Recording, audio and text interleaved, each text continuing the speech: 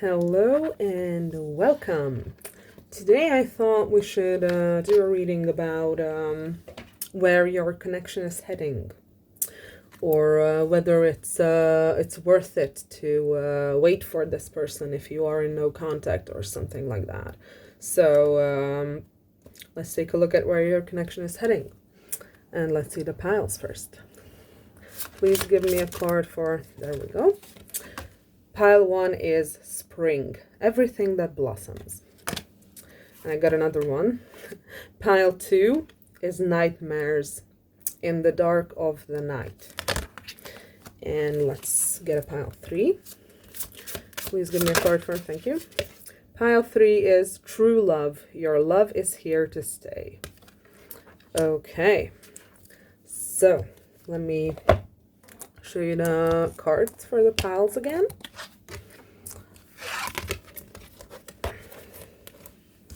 Okay, so spring is pile 1, nightmares is pile 2, and true love is pile 3. So go ahead and make your selection, and I'll see you at your reading.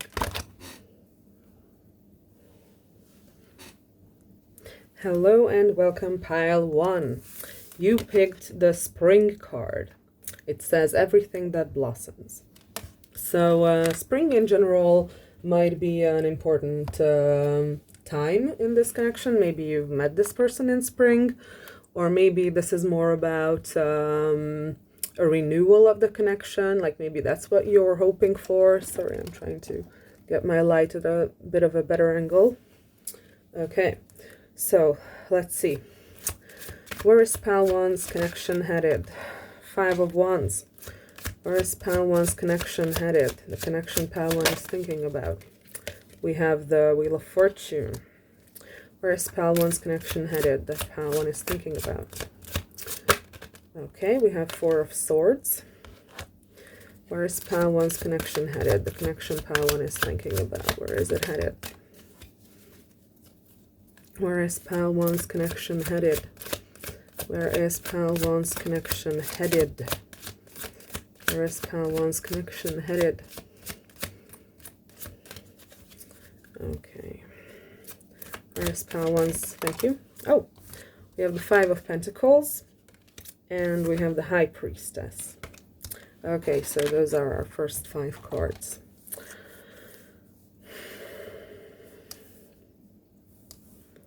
Okay, there's an element of fighting here. Like you may have been fighting with this person. You may have had a disagreement with this person, or you may have had a disagreement. Bottom of the deck is the 10 of Wands. Okay, so, but at the same time, there is like, this feels like there was like a turn in your connection, maybe, with the Wheel of Fortune in here. Like maybe the 5 of Wands, whatever this disagreement was, caused a turn in your connection. And it almost feels like after that you needed like a period of rest. You like needed to kind of like regenerate a little bit after what happened. Maybe this was a falling out, maybe this was a breakup. And it feels like after that, you've been feeling very alone. You've been feeling very much left out in the cold, very much like disregarded, discarded, like an outcast. But there is some kind of an element here about intuition. Something here about intuition. So I'm going to go ahead and clarify. Come on. Okay. So let's see what the Lenormand has for us. So at first glance, this looks like I said, you had some sort of a disagreement or falling out with this person, and there has been a period of the two of you not being in connection or like in communication. So if your connection is with someone who you are currently talking to, like actively talking to, and you don't have these feelings of falling out and being alone, then I'm gonna say this is probably not your pile, because this feels like a no contact situation. This feels like a breakup. This feels like something of the sort that has like an element of like intuition here somehow. Okay, let's see. Please clarify the Five of Wands. Please clarify the Five of Wands. Please clarify the Five of Wands. Please clarify the Five of Wands. Please clarify the Five. No, I didn't. Okay, there we go. We have the Star. That's interesting. That's very, very, very interesting. Sorry, I need to put the deck away somewhere else. That's gonna work. Okay. Please clarify the Wheel of Fortune. Please clarify the Wheel of Fortune. Ooh, we have the lilies. Okay. Please clarify the Four of Swords. We have the Ring, and we have another one under that, the Man. Okay. Please clarify the Five of Pentacles. Please clarify the Five of Pentacles. We have the Keyhole. And at last, please clarify the High Priestess. Please clarify the High Priestess. Fuck. We got two cards again. We have the Rider and the Sickle or Scythe. Okay. So we also have the book at the bottom of the deck. So I'm gonna say that this is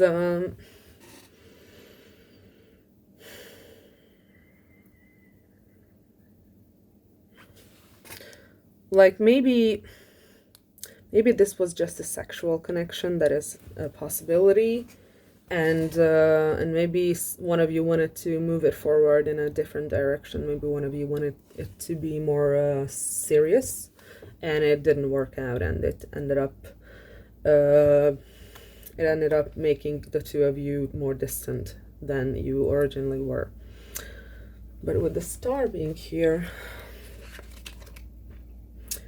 yeah, it says progress, prosperity, renewal, hope, achievable, happiness, birth, and inspiration. A shining future, wishes come true, or a stroke of luck.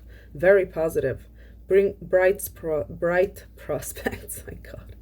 Generosity, guidance and direction, ideas, success, hope, vision, imagination. You have this feeling for some time already. A new partner is awaiting you. It is a person that is going a spiritual way. Okay, so maybe this was a breakup because one of you already had someone else. So maybe you broke up because one of you were like, not necessarily cheating. I'm not really picking up a cheating energy here, or at least like not a physically cheating energy. I'm more picking up an emotionally cheating energy. Like you already had someone else in mind, or someone else came along and you felt like you wanted more to be with them than to be with your person. So that's what I'm getting here with this. With the Four of Swords and the Man and the Ring, I'm going to say that this feels a little bit more like you are the female here. Not necessarily, like it doesn't necessarily have to be, but it feels like you're more of the feminine energy here. And with this Four of Swords and the Ring and the Man, it feels like you were kind of like sleeping on this person. Like whether this is about the person, I think this is about the person that you had the fight with.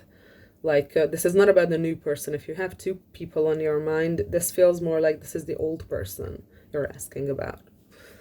So what I get here is like, it's like you've been like sleeping on this person. It's like, it almost feels like this person was like ready to give you the world, and they really, really, really loved you and were very devoted to you and were very serious about you, but you kind of just like didn't really care that much, is what I'm picking up here.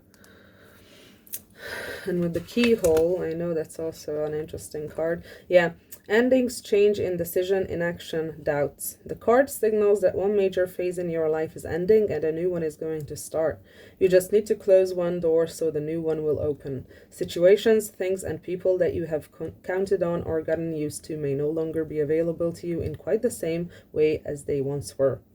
This transition can be very difficult for some people. The change, though, is nearly always needed. Yeah, and even with the Scythe, it could be talking about an ending. It could very well be talking about an ending. So yeah, what I see here is is that basically your intuition called you elsewhere, is what I'm getting here, because with the High Priestess being here, clarified by the writer, and the scythe, it almost felt like you had this knowing or this feeling that you have to move on from this person, or at least that's what I'm getting here. Like I'm not sure why the lilies are here, honestly. I'm not 100% sure about that. Okay, can you clarify the Wheel of Fortune and the lilies, please? Oh, Eight of Cups. Eight of Cups. Okay, so yeah, this is about leaving behind something again. And we also have the Ten of Swords at the bottom of the deck, so yeah, this feels like a heavy energy. This feels like a heavy energy. So if I have to say, like, where the question was, where is your connection headed with this person? I'm not sure why this is even a question, because this feels like this connection is already over. That's what this feels like. It feels like the two of you broke up. It feels like the two of you had to continue separately, like on separate ways. Where did I put my e-cigarette? Oh my god, come on. I know you're here somewhere. Except I can't fucking... Oh, it was just exactly in front of me. So fucking typical. Okay, so... yeah, what I'm getting here is like maybe this could even have been a longer connection. Like this may have even been like a long-term, more serious connection with this person. With the ring being here, maybe you were engaged to this person. Maybe you were married to this person. That could also be a possibility. But yeah, it does seem like your intuition is like called you elsewhere. Or maybe it's also a possibility that this hasn't happened yet. It's a possibility that you have someone else in mind, and you know that you would have to leave this other person behind, and your intuition is telling you to do just that. That is also something that I'm picking up. Like, that's also a possibility. That's also a fucking possibility. Okay, please tell me more about Pile 1's situation and where their connection is headed. Please tell me more. Ace of Wands came right on top of the lilies. Okay, please tell me more about Pile 1's connection and where it's headed. Please tell me more about Pile 1's connection and where it's headed. Three of Swords. Yeah. Five of Swords. Okay, please tell me Pile 1's connection. Where is it headed? Where is Pile 1's connection headed? Please tell me more. Please tell me more about Pile 1's connection and where it's headed. Three of Pentacles. Okay. And we have the Six of Cups. Okay, so based on this,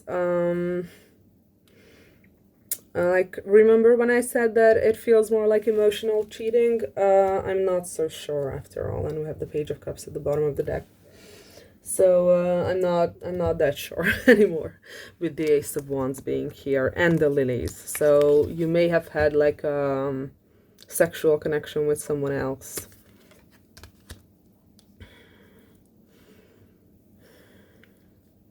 And also there is like the Three of Swords, the heartbreak, very obviously. The Five of Swords, this almost makes me feel like you've been planning your future with this person.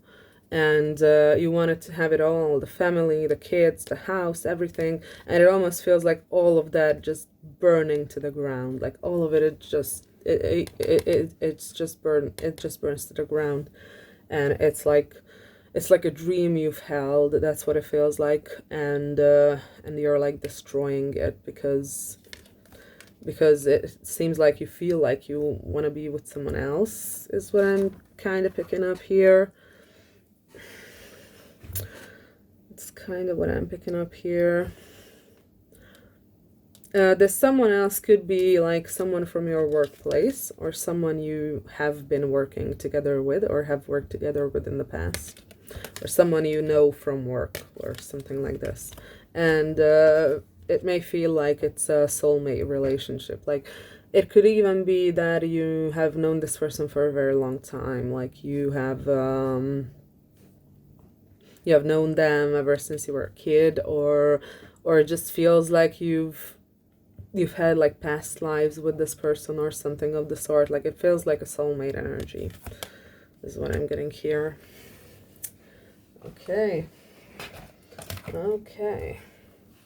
I'm gonna grab this. Fuck. Of course I fucking knocked over everything. Okay. Please go back there. Okay, good. So, let's see.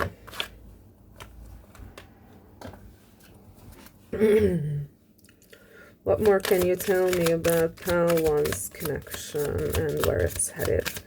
Where's Pal 1's connection headed? We have the Queen of Swords. Okay. So we have the Moon. Where is Pal 1's connection headed? Four of Pentacles. Yeah, there is something here that someone is holding on to subconsciously. Where is Pal 1's connection headed? Please tell me. Okay, wait, I'm gonna grab this one. It's 9 of Wands. Okay, where is Pal 1's? And the Lovers. Yeah. And the 7 of Pentacles at the bottom of the deck. Okay, so with this, it seems like, 1 second. Okay, sorry, I'm here. So what I'm getting with this combination is that it seems like if you are indeed the female in this connection, in this story, it seems like you're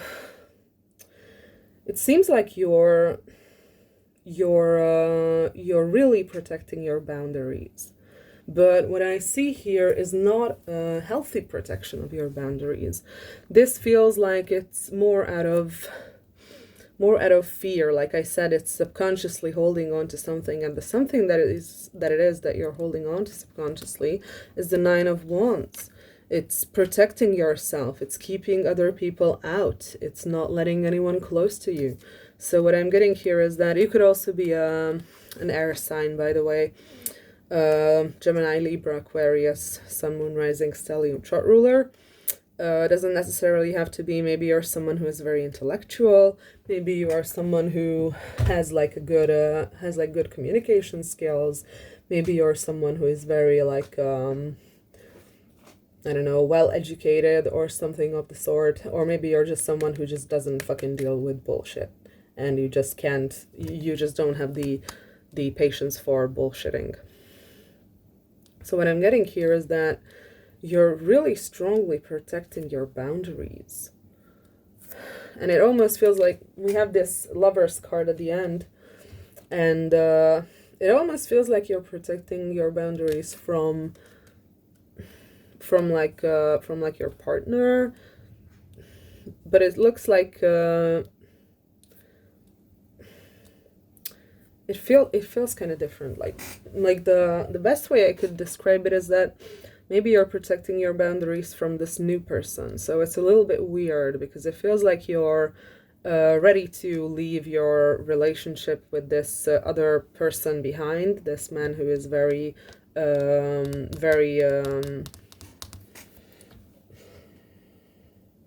my god. the words. So this man who is very like good to you, this man who may be your fiance or even your husband. What I'm feeling like is that yeah, there could have been some cheating involved here, and you like, it feels like you're cold towards someone else, but at the same time it also feels like the other person you're being cold towards you kind of want to protect yourself from them. It's like a weird feeling. It's like a weird energy. It's like this new person is here and you want to pick this new person, or maybe they're not so new. Maybe you've known this person longer than your current relationship, or whoever this relationship is with, the one that you want to leave behind. So maybe you've known this other person longer than them, and it just hasn't worked out or something. And now it seems like there could be like a potential for this to work out between the two of you, between you and this other person that you're not with, who you have this soulmate type of a connection with, or you have known each other for very long, or maybe you've met through work or something like this. So it almost feels like this is like a soulmate type of a thing. And that's just like further strengthened by the Lover's card being here. But it also feels like you're like kind of protecting yourself from this person. And that's like weird because you're ready to leave your other relationship behind for this person, but you're still like protecting yourself. I'm gonna need more clarification on this. Okay. Can you clarify this more? Ace of Cups. Can you clarify this Nine of Wands and the Lovers more? Oh, Two of Swords in the reverse. Okay. Can you clarify this Nine of Wands and the Lovers more? Can you clarify this Nine of Wands and the Lovers more? Eight of Swords. Yeah, we have the Ace of Cups, the Two of Swords in the reverse, and the Eight of Swords. Okay, so I'm gonna say that maybe this person has like maybe this person and you, Three of Cups, yeah, and Two of Wands also. King of Wands, Three of Wands, Star, Two of Pentacles. Yeah, okay. So this feels like maybe this person who we are talking about, the one you're not in a relationship with, it's like maybe this person has like crossed you somehow, but in that it's not like they purposely did that. It almost feels like you don't trust this person. Maybe this person has refused to choose you in the past, because that's what I'm getting with the Two of Swords here. That maybe this person has had a choice in the past, and you were not his choice, or their choice, whatever gender they are. I'm getting that it's more like a man, probably, but it doesn't necessarily have to be, so take it how it resonates. What I'm getting is that maybe this person could have chosen you in the past, but refused to. And now you're in the Nine of Wands energy, or in the self-protective energy, or in the protecting my boundaries energy, because you remember that past, and that past is what you are living in.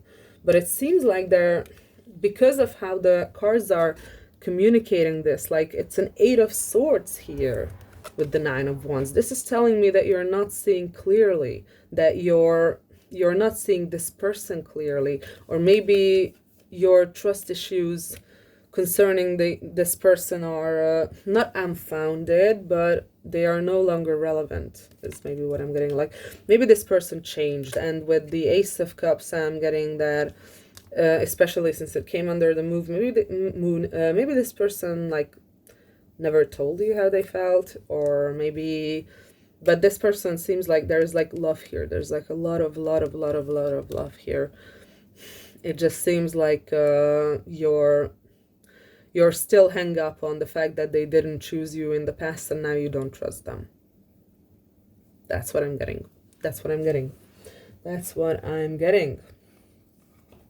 Okay, I'm gonna grab some oracle cards too, because this is like very straightforward, but at the same time it's also like not completely obvious, because I don't know which connection you are asking about, like which connection is heading where, because you have this this connection that seems to be like a guy who is like very devoted to you, but you seem to be like wanting to break up with them or something like that. And there's also this new person who is not actually necessarily a new person, like maybe you've known them for longer, but it's still like it feels like there's like a new opportunity with this person, and you would rather go with this person than the one you are actually with. And it also feels like you are apprehensive about this. Like you want to go with this person, but you're still apprehensive about doing it because you still don't trust them completely because of the past or how they treated you in the past. Okay. Please tell me more about Pile One's connection and where it's headed. Oh, we have opulence. It's time to lead. And we have protection, set personal boundaries. Okay, so what I'm getting here is not advice. What I'm getting here is not advice. I'm getting that this is the advice at the bottom of the deck. Detox, cleanse and restore yourself. This is the advice. These other two cards, these are not advice. These are your energy. These are your energy currently. And your energy currently is that you're in self-protection mode, and you wanna control the situation, and I completely understand that.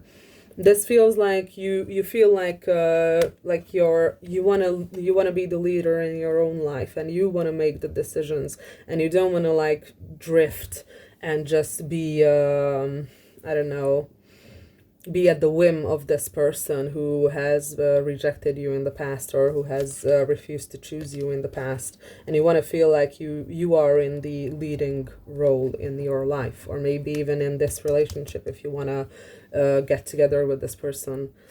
It feels like you are the one who wants to be like the one who to set the rules and everything, and that is because you are in self-protection mode. That is because you don't trust this person. That is because you feel like you need to protect yourself. That's what I'm getting. Okay, what else should I use? Like I said, it's very weird because I can't tell which connection you are asking about. I can't really tell which connection you are asking about. Let's get this one. Yeah. Again, I'm like trying to make space here in an interesting way, and it's not really wanting to happen. Okay, so let's get this, please. Okay.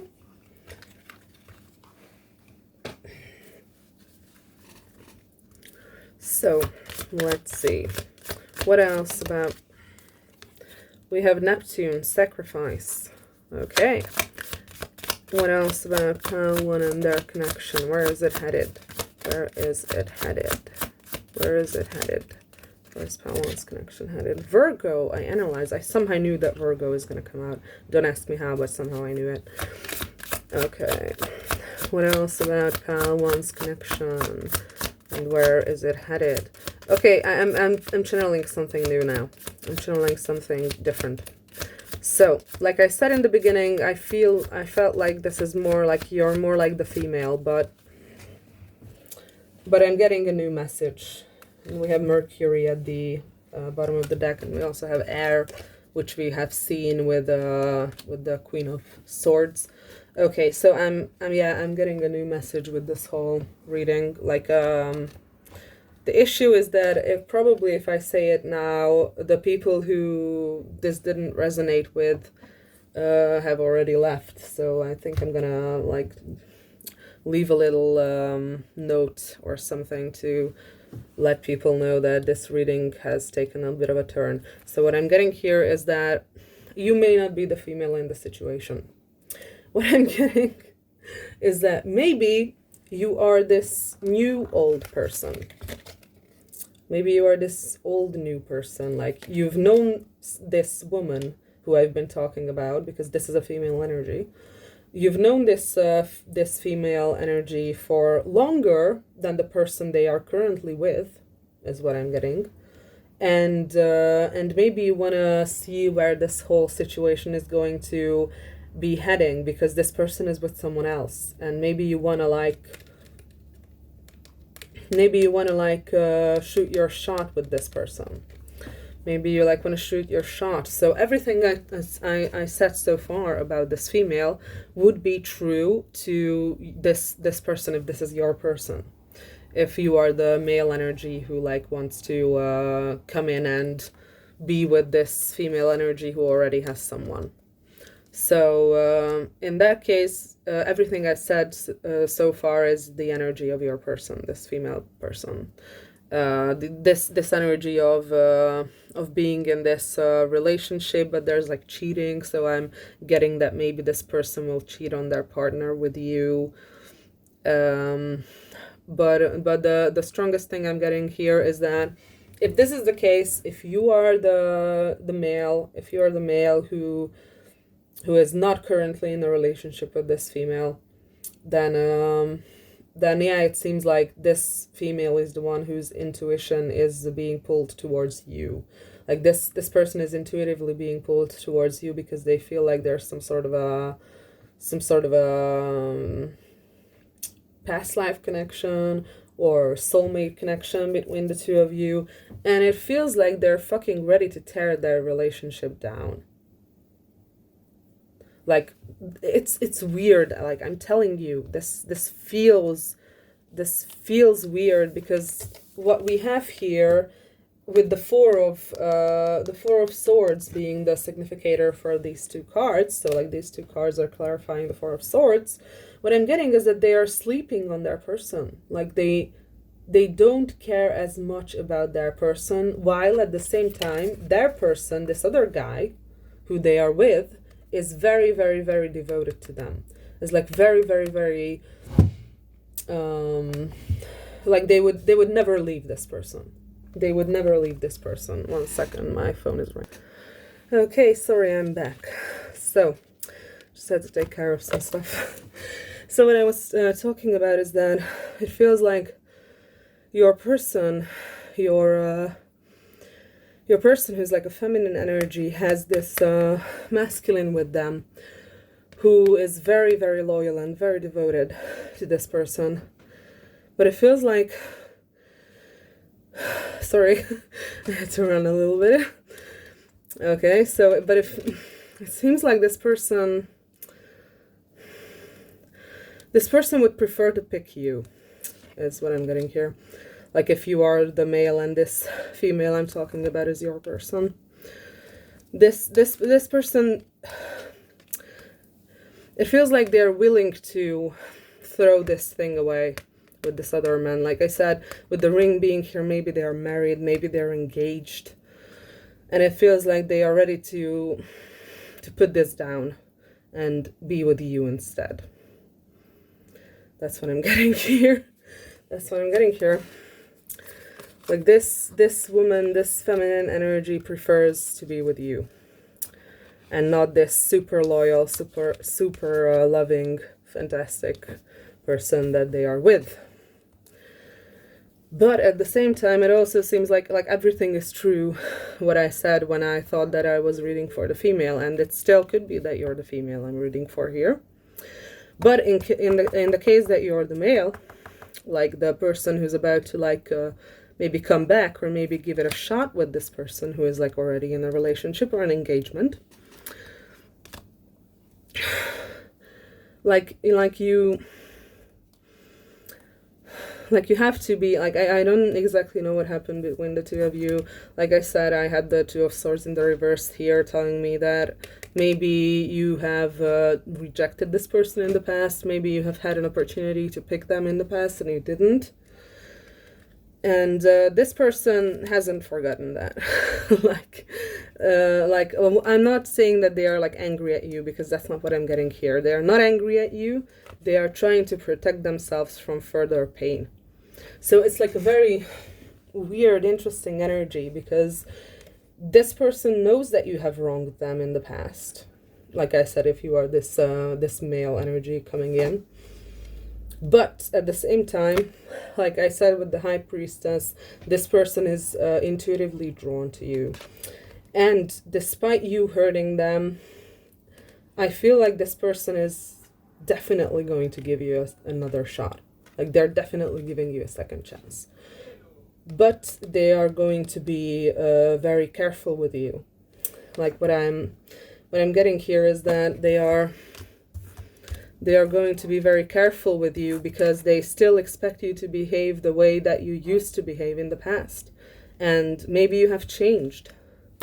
Maybe you have changed, but they don't know yet. They don't know that yet. And they have to, what I'm getting is that they have to like experience with all this self-protective energy, they have to experience your behavior and your way to relate to them before they can like let their guard down. And they want to be the one to lead in the relationship in the beginning. Like they want to be the one to set the rules because they were the one who were wronged, or they were the one who they feel like were, I don't know, hurt. So they might have some rules in the beginning when you like talk to this person or get together with this person again. They might come up with some rules at the beginning before they are feeling safe enough, because that's what I'm getting. They don't feel safe enough yet. So they're gonna have some rules before they feel safe enough to let their guard down. This is what I'm getting. And the reason for that is that they are still afraid that you're gonna do the same thing that you've done in the past. Like maybe you have not paid enough attention to this person in the past. We have Neptune sacrifice here, so that's telling me a couple of things. That's telling me, and we also have Virgo, Mercury, and air, which is funny because Virgo is ruled by Mercury, but it's not an air sign. Its counterpart in air is Gemini, which is also ruled by Mercury. So Virgo and Gemini could be important signs. Like one of you could be Virgo, other could be Gemini, something like this. And again, it's not necessarily your sun sign. So with the Neptune card here, I'm feeling that maybe this person has been daydreaming about you or this situation happening. What I'm getting here is that, like I said, it's weird because now it feels like the whole reading has turned, and now I'm reading for like this person who wants to come back into the life of this female energy who is already in a committed relationship with someone. But at the same time, what I'm getting is that if this person is even if this person is like with this other person and they're in a committed relationship, they still fantasize about you, and they still think about you, and they still want to believe that the two of you could end up together, is what I'm getting. And with Virgo, I analyze, again, someone here could be a Virgo, or Virgo energy could be strong in your chart. And again, like I said, it's funny because we also have Mercury next to it, which is like literally the ruling planet of Virgo. And then we have air. And the other Mercury ruled sign is an air sign, being Gemini. So yeah, like I said, Virgo and Gemini are kind of important here, it seems. With this Virgo energy, I feel like you have, like if you're the male here, if you're the guy, this feels like you've been planning this for a while, is what I'm getting. Like I'm getting planning, strategizing, like an energy of you have a plan and you want to put that plan into motion to get this person back. Is that's the feeling I get with this. But I'm also getting like perfectionist energy with this, because Virgo is like prone to be a perfectionist. And what I'm getting with this is that maybe you're like over planning. Like I don't know what your plan is to get this person back, because the cards are not telling me anything about that. But you are over planning it. Like let's say you have like a 3-step plan that you want to put into action, and you want to go and get this person, but that's not enough for you. You have this perfectionism. You have this attitude of, oh, that's not going to be good enough. Let's make it into like a 15-step process. And what I get with this, the feeling is that you are overdoing it. You need to act, and you need to stop planning. And instead of just going in your head and overthinking and like planning and strategizing and trying to make it all perfect and I don't know what, you just need to fucking talk to this person. Mercury is the planet of communication and the mind and thinking, and air element is literally saying communicating. So like I said in the beginning, this feels like a no contact situation, and it feels like you are overdoing the planning and the thinking here very, very, very hard. You're very, very, very over thinking. You're very, very hardly overthinking this whole situation, and it feels like you could have, like, even if you were like 10% as prepared as you are now, you would have already been prepared enough to get this thing off the ground, is what I'm saying. So what I'm getting is that this perfectionist energy is more like stopping you from getting going forward with this whole thing and not helping you. Like you feel like it's helping you if you strategize, it's helping you if you think about how things will go and you try to plan for it and you try to do all these things, but it's not. It's just keeping you away from this whole situation because you are so heavily in your own mind, and you don't act, you just think, is what I'm getting here. And in truth, all you gotta do with the Mercury and the air energy here is just fucking talk to this person. Just fucking talk to them. Yeah, they're gonna be a little bit apprehensive at first, like, I'm not gonna lie, that's very obviously here, but remember what I said with the Five of Swords, if you were here in the beginning, because it literally feels like there was like a switch in perspective. Like you still could be the female watching this, but now I feel more like you are the male watching this, who's gonna come in and basically like break these people's relationship.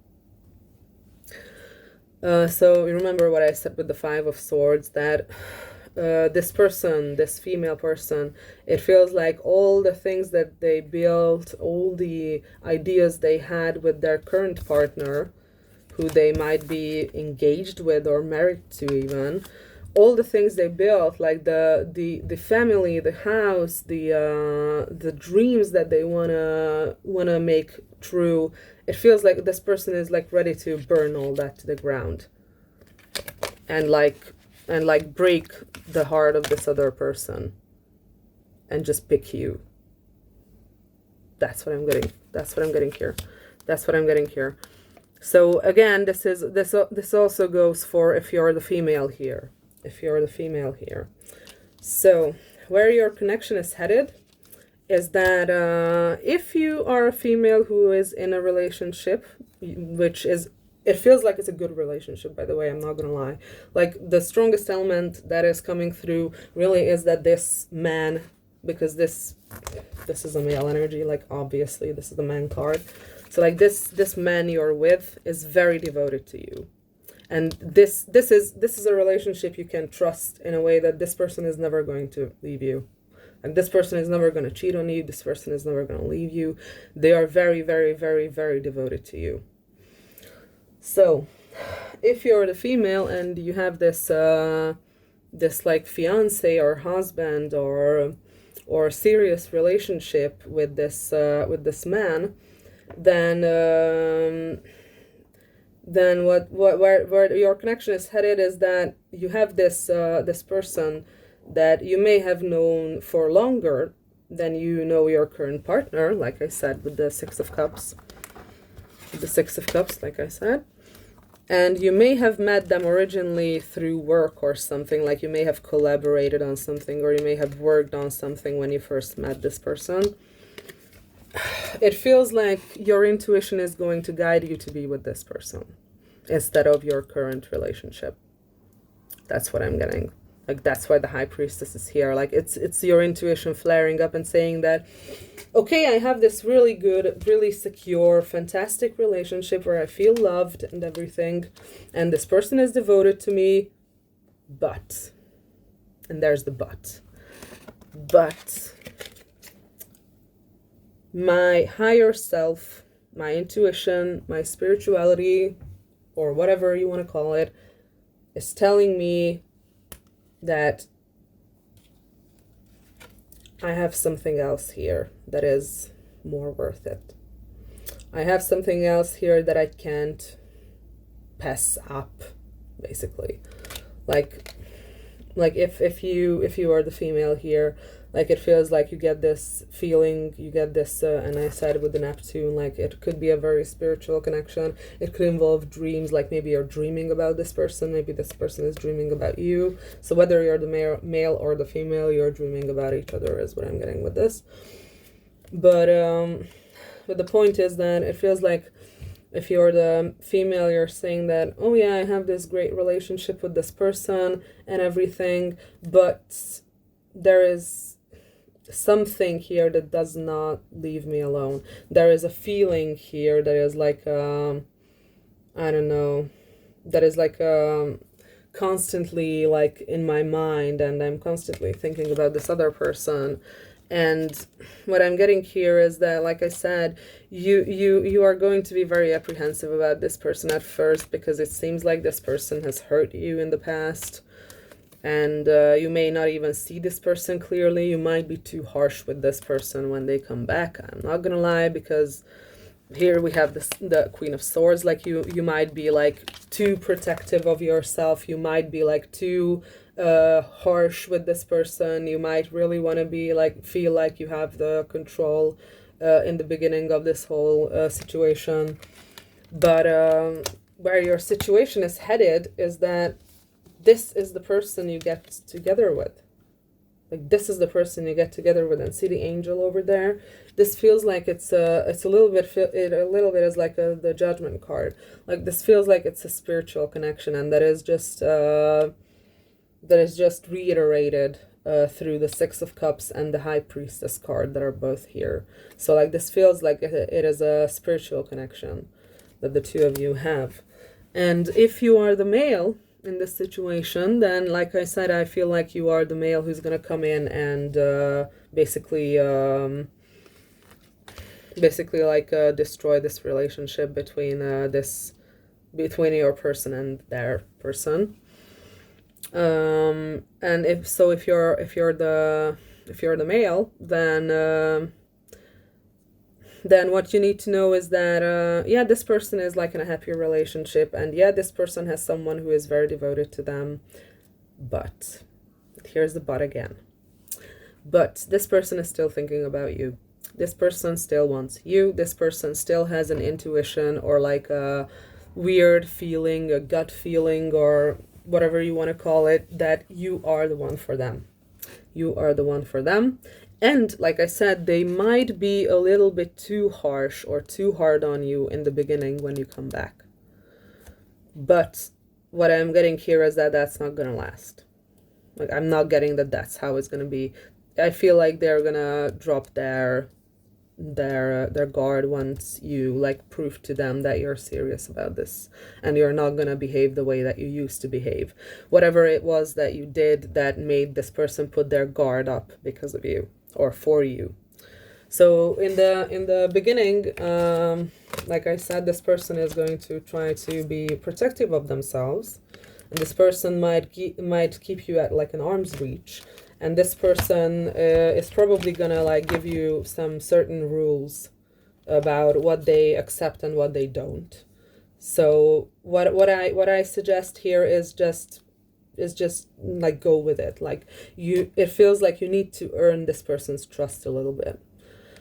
So what I suggest here is just go with it. Like if this person is telling you that they have like, I don't know, certain boundaries or certain rules, I feel like just accept them, because it feels like something happened here between the two of you, which carries with it the need for you to prove yourself to this person, and otherwise this person is not going to trust you. Like you're gonna have to prove yourself to this person is what I'm getting. You're gonna have to prove yourself. Okay, so that's if you are the male. Let's see what else we can get. I'm gonna grab more oracle cards. Okay, I have very little space here, but I'm gonna fucking manage because I always do. Okay, what else can you tell me about Pile 1 and their connection? Where is their connection headed? Where is Pile 1's connection headed? We have joy. Joy is the highest energy of all. It's the magical sense that everything is possible. Joy springs from appreciating the gifts within each moment. Joy allows you to attract and create your present and future moments at their highest possible levels. Yeah, that's super obvious. Like, you have a future together with this person. Like, whether you're the male or the female, you have a future together. You do. You do. And it's a happy one. Okay, what else for Pal 1? Where is their connection headed? Where is Pal 1's connection headed? Where is Pal 1's connection headed? Where is Pal 1's connection headed? Do we have any more cards from this deck? Thank you. You're fucking kidding me. You're fucking kidding me. Oh my god. You're fucking kidding me. Okay, so, new partner. A chance meeting is no mistake. It is divinely orchestrated as a catalyst to set the wheels in motion for the fruition of your prayers. Pay careful attention to new people we send into your life. You will recognize them by your sense of familiarity, comfort, and safety. Yeah. Yeah. Yeah. So, yeah. If you're the female, this other person is going to be your new partner. And if you're the male, this female who is now with someone else is going to be your new partner. Like I fucking can't. Like, it's so fucking on the nose and so fucking obvious. Okay, what else should I pull? Let's do this one. Let's do this one. And I think I'm going to wrap it up soon because I'm pretty sure I said mostly everything here. Okay, please tell me more about Pal 1's connection and where it is heading. Please tell me more about Pal 1's connection and where it is heading. Please tell me more about Pal 1's connection and where it is heading. Please tell me more about Pal 1's connection and where it is heading. Please tell me more about Pal 1's connection and where it's heading. I'm getting cards from here. Please tell me more about Pal 1's connection and where it's heading. Please tell me more about Pal 1's connection. No, I'm not taking 5 cards. Okay, please tell me more about Pal 1's connection and where it's heading. I'm going to do one more shuffle, and if nothing comes out, then I'm going to move on to another deck. Okay, last shuffle. Anything about Pal 1 and where their connection is heading? We have Malachite, Prosperity. There's a positive shift in your flow of divine support. And I think that's basically what I got here. And the bottom of the deck is Rose Quartz, Love Life. New or renewed romantic love is here for you. I fucking can't make this shit up. I can't fucking make this shit up. And the other card I accidentally pulled with it is Ruby, Bless Your Heart. Reach out for emotional and spiritual support to heal and mend your heart. So this has been a recurring theme in my readings lately. So I'm going to say it again. If you need therapy, go to therapy. Otherwise, I'm feeling that with this person, whether you're the male or the female, it feels like this other person can help you heal. That's also what I'm getting. Like if you feel like this other person, whether you're the male or the female, if you feel like this other person is like further ahead on their journey of like self healing, or like knowing themselves and things like that, like if they are psychologically more knowledgeable, don't be afraid to reach out to them and ask them for advice. Don't be afraid to tell them about your issues, about your struggles, because it feels like this person is going to understand and they're going to do their best to help you. Okay, so that's what I'm getting. We also had the rose quartz, the love life here. Okay, what else should I go for? What else should I go for? Let's see when this is gonna happen. Let's see if we can get a timing on this. Let's see if we can get our timing on this. Okay, that is just the pamphlet. Okay. Let's see. When is pile 1's situation going to shift? When is pile 1's situation or connection going to shift? When is pile 1's situation going to shift? When will this new person come in, or when will, if it is pile 1, when will pile 1 come in to have this new relationship with this person? When will pile 1's, thank you. We have 2. It is progressing well now. 2 days / 2 weeks. I'm even going to say 2 months is possible here. But I'm getting the 2 weeks for some reason, like that could be an important period of time.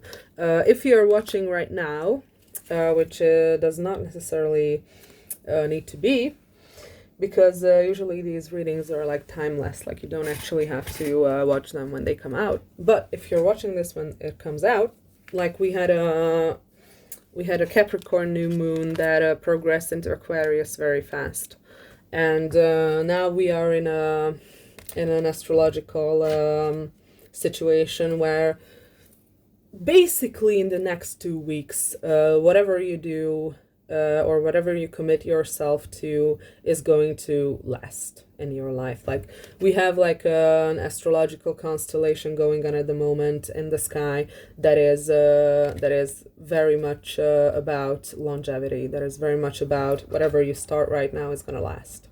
So and it's about like a 2-week period that we are talking about here. So since 2 weeks came out with this, I'm more feeling like 2 weeks is like a possible timing to this whole thing.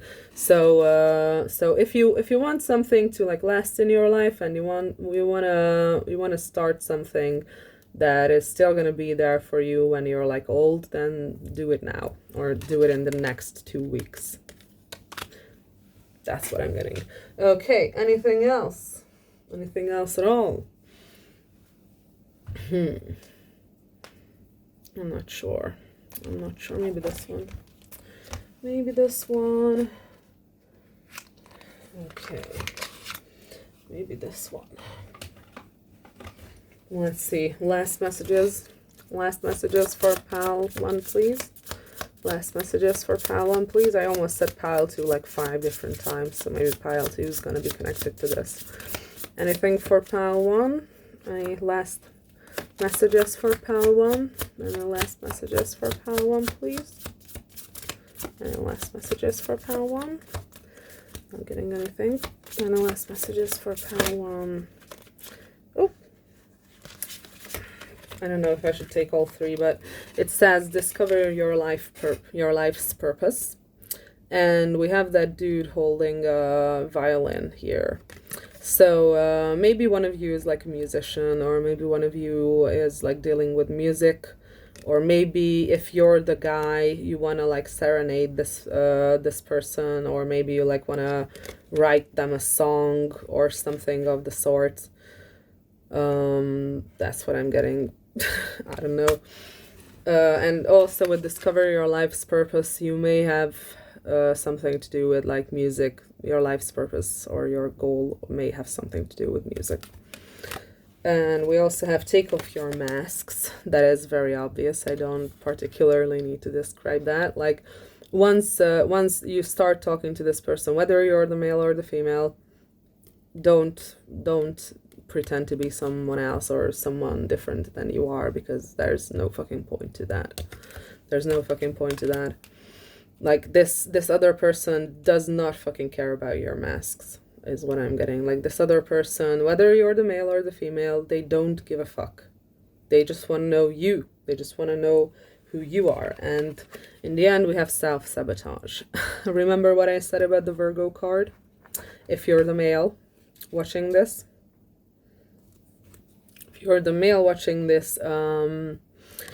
I said about the Virgo card, you know, that you're overthinking this whole situation, and you're thinking like 15 steps ahead when you like need 10% of the entire I don't know, overthinking that you're doing at the moment. Like you're at like you're doing 10 times the work that you need to be doing or that you should be doing because you're overthinking it.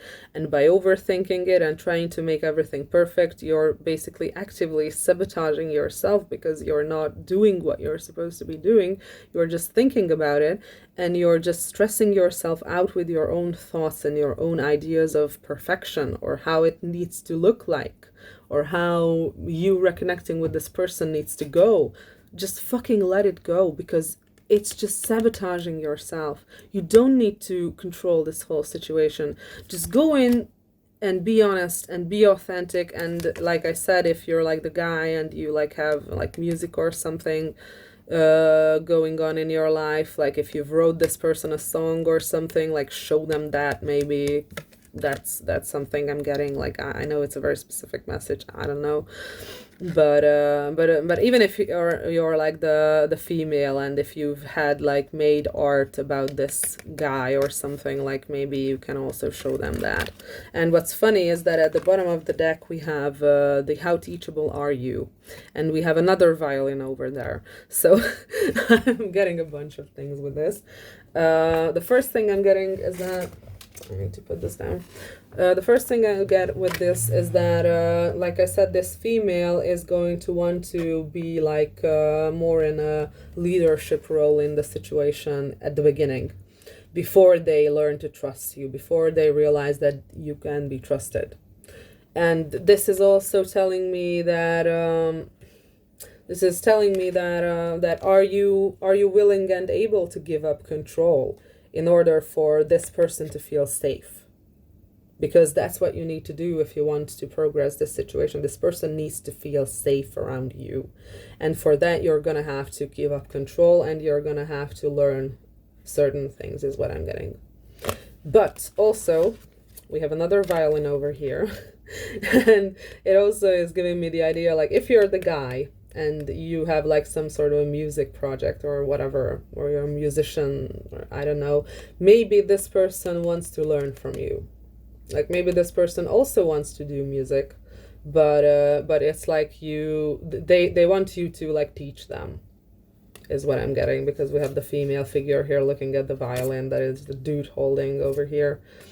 So so I'm getting this both thing, like the both of you are going to teach the other, is what I'm getting. Like this person, if you're the male, it feels like the female is more going to teach you about boundaries and love and emotional health. And if you're the male, then the male is, or if you're the other, then the guy is going to teach you more about some sort of a creativity that they are good at, or maybe music, like I said, like maybe they're gonna teach you an instrument, or I don't know, like something like that, if you're the female in the situation.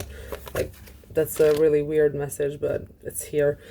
Okay, I'm gonna grab the astro dice and then we're gonna be off, because I think that this is already long enough. Okay, and I think I'm gonna have to put like a little bit of a description to let people know that this reading got a real turn around like 24 or 25 minutes or so. Okay, so please tell me about pile 1 and where their situation or connection is headed. Where is pile 1's connection headed? Okay, we have Leo, we have second house, and we have moon. Someone here could have a Leo moon. Someone here could have a second house moon. Someone here could have their second house in Leo. What I'm getting is that second house is about... Where the fuck did I put my water? Oh, there it is. Okay.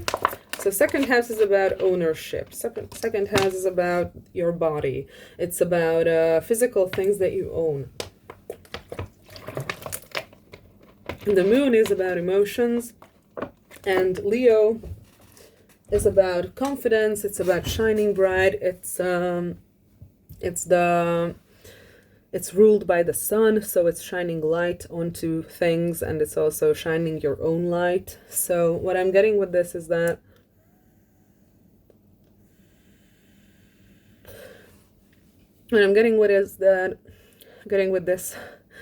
is that you need to bring, if you, because I like, I get the feeling that if you're the guy, you have not told this person how you feel. This person doesn't know how you feel. That's what I'm getting. Or maybe if this person knows how you feel, they are still like, they're still like I said, in like self-protection mode because of the way you've acted in the past. So what I get here is that the moon is feelings, and it feels like with the Leo and the moon, it is like a connection of the sun and the moon. And I would read that as bringing light to secrets, like bringing light to feelings, specifically secrets/feelings, or secret feelings in this case, which it seems to be. Doesn't necessarily have to be like I always say, but it does feel like it. So what I get with this, and with the second house, it's also about grounding. Second house is traditionally ruled by Taurus. And with the second house being here, it is also about things that are practical, things that are real, things that you can like grab with your hand, like real things. It is also talking about money, by the way. So the second house is like also the house of money to a degree, or one of the money houses, so to speak. So what I'm getting here is that bring your emotions to the surface, bring your emotions to the light, bring the secret, whatever feeling this is, to the light. Like, tell this person how you feel, and be like, how do I put this? Be real about it, but in a way that like don't just tell this person how you feel. With the Virgo being here, like I said, it feels like you have some sort of a plan or something that you are figuring out, or something that you are like perfecting. And it's like with the second house being here, it feels like there needs to be something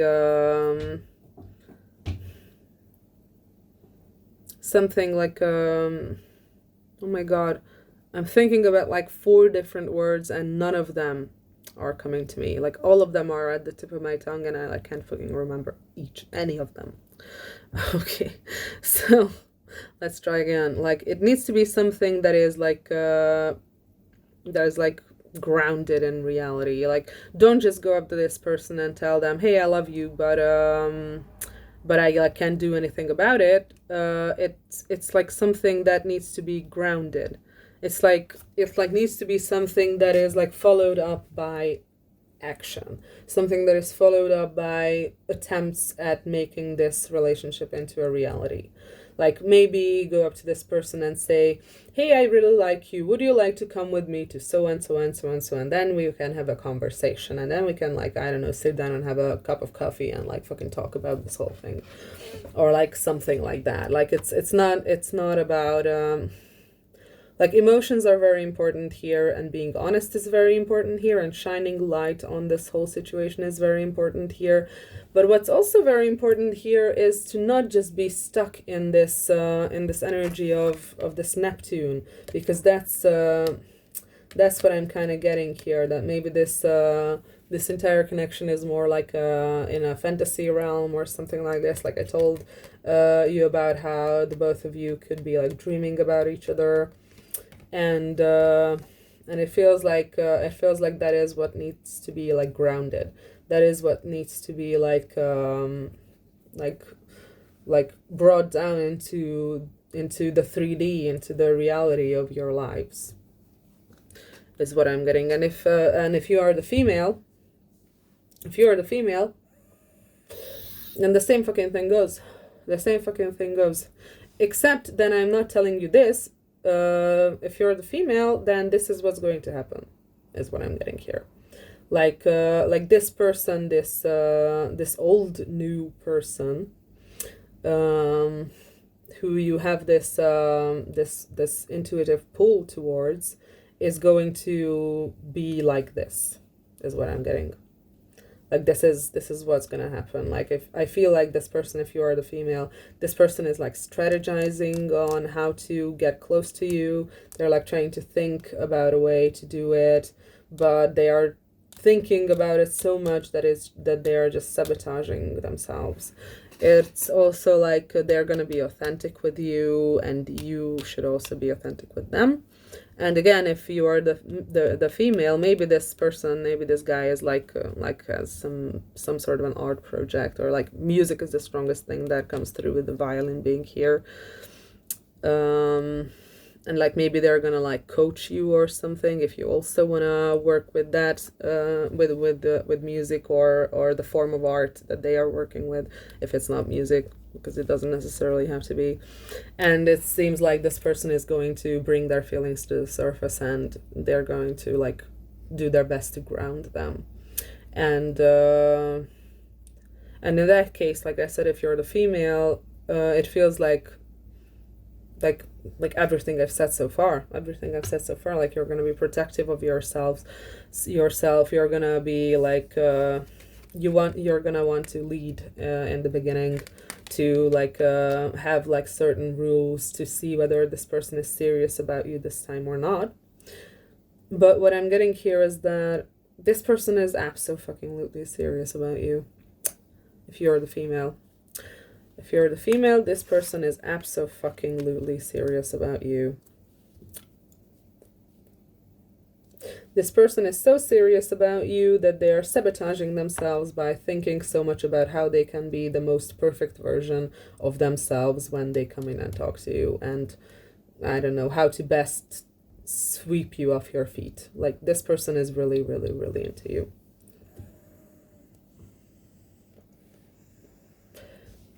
And like I said, if you're the male, then again, this person is like I said, this person is in a happy relationship is what I'm getting here. They're in a stable, happy, long-term relationship, and they're not going to give a single fuck. And by that I mean when you come back, they're not going to give a single fuck about this relationship that they already are in. Like this person is very, very, very obviously and very strongly drawn to you in an intuitive way or level, and they are, like I said, they are ready to burn this whole thing to the ground that they have built so far if you come back and if you want to be with them. Okay. So, I think that was about the reading. It was, again, really fucking long. Like, usually all my pal ones are super fucking long. So, I hope I could help. I hope it resonated. And I think I'm going to put, like, a little note into the description that this reading has, like, a shift at, like, the 25 minute mark. So, people are not going to miss the message. People who need to hear this. Okay. So, see you next time. Bye. Hello and welcome, pal 2.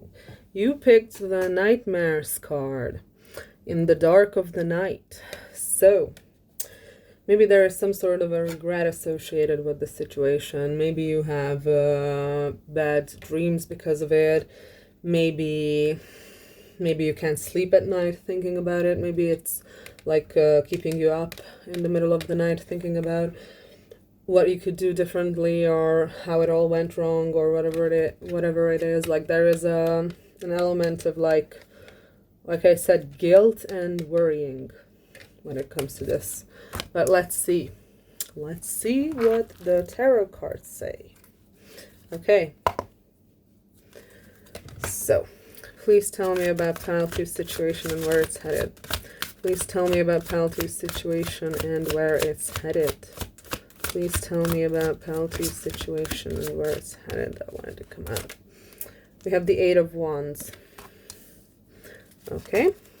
Please tell me about 3 of Wands. Lots of Wands. Chariot. Okay. Whoa, fuck. The Magician. And what else about pile 2's situation and where it's headed?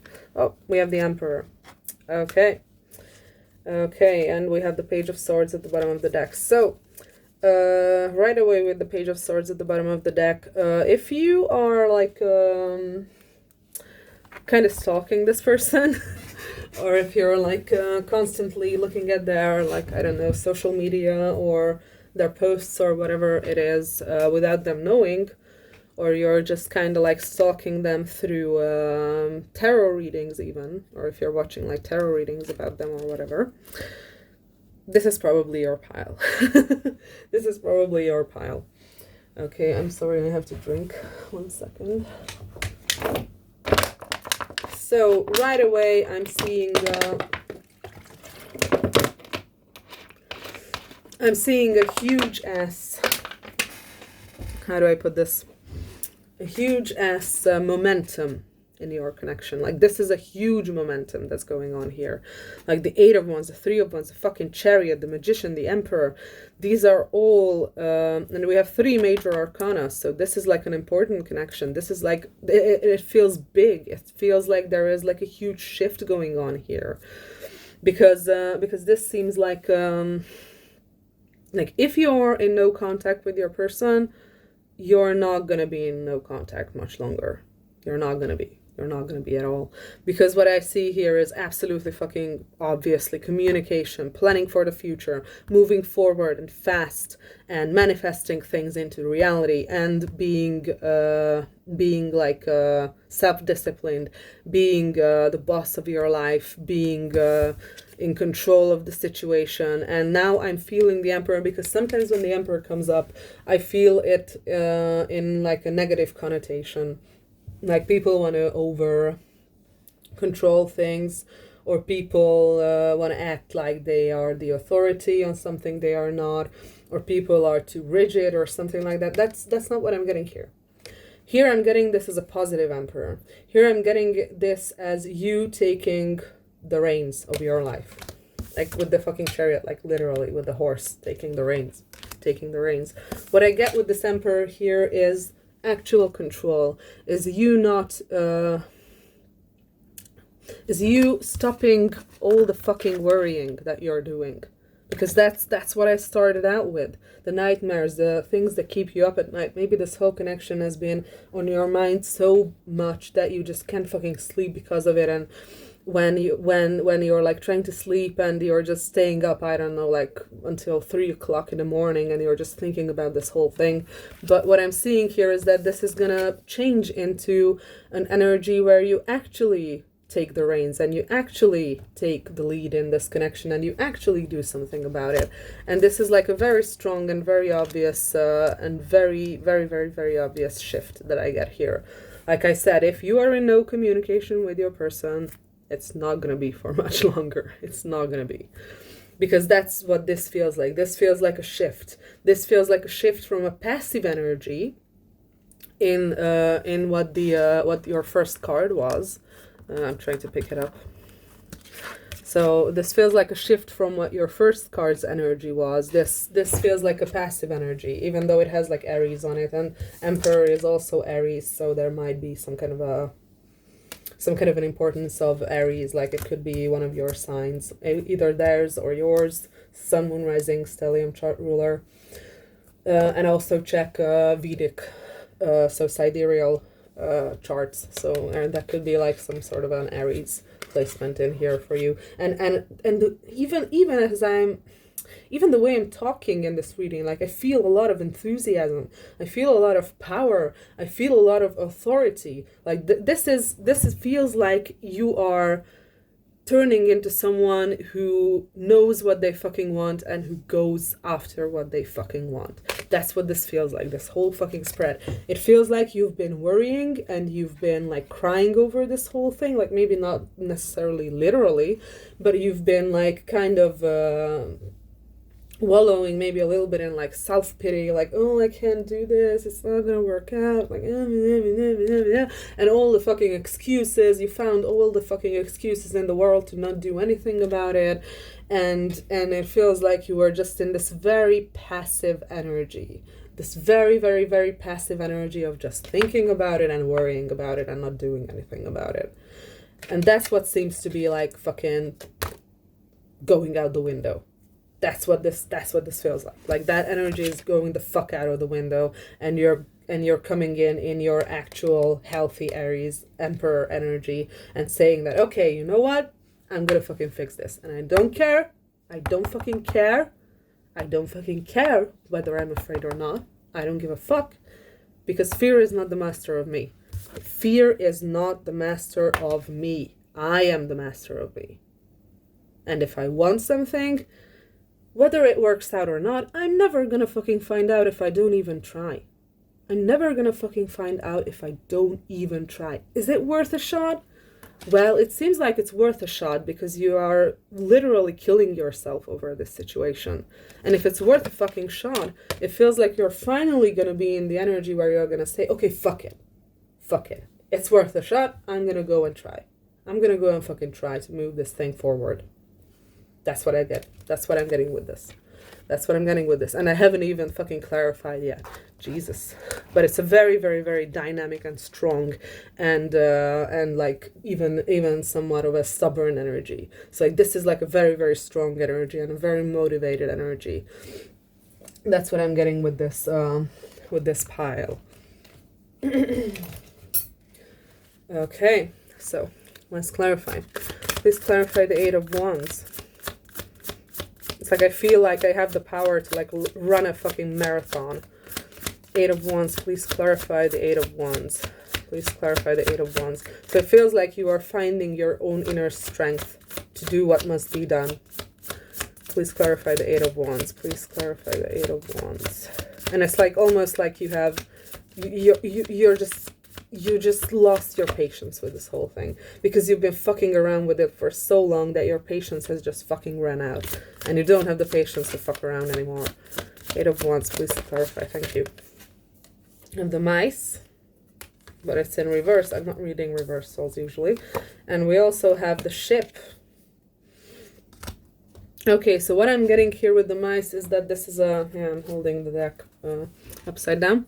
So what I'm getting here with the Mice and the Ship is that this is a bit of a past energy. Like maybe you haven't been on good terms with this person in the past. Or maybe you've had a falling out with this person, or maybe things just went awry and the two of you didn't end up the way that you wanted it to be and you kind of just left it there. That's what I'm getting with the Mice. It's usually talking about like also poverty, like financial poverty. So maybe you like didn't have the money to go to pursue this connection. I'm not really sure how that is a thing, but whatever. But it's also possible that this person or one of you have lived in actual poverty in the past. I'm not getting this as a future energy. I'm getting this as a past energy, especially with the Ship being there, so moving away from this energy. So whatever this is, whether it's lack of understanding between the two of you, whether it's just the lack of communication between the two of you, whether it's the thing that maybe this relationship had a false start and then it didn't end up happening the way it was supposed to, and it just kind of never worked out. Whatever that was, you're moving away from this. You're moving away from this, and that's not what is going to be the energy of this connection any longer.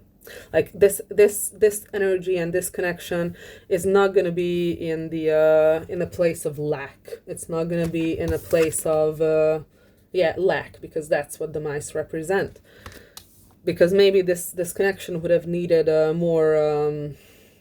more love or more attention in the past, and it seems like one of you or neither of you gave that attention and that love to this connection that it needed, and so it just ended up kind of stalling, stagnating, and that's what's going to change, and that's the energy you're going to be moving away from. So this connection is no longer be in a state of limbo where nothing is happening.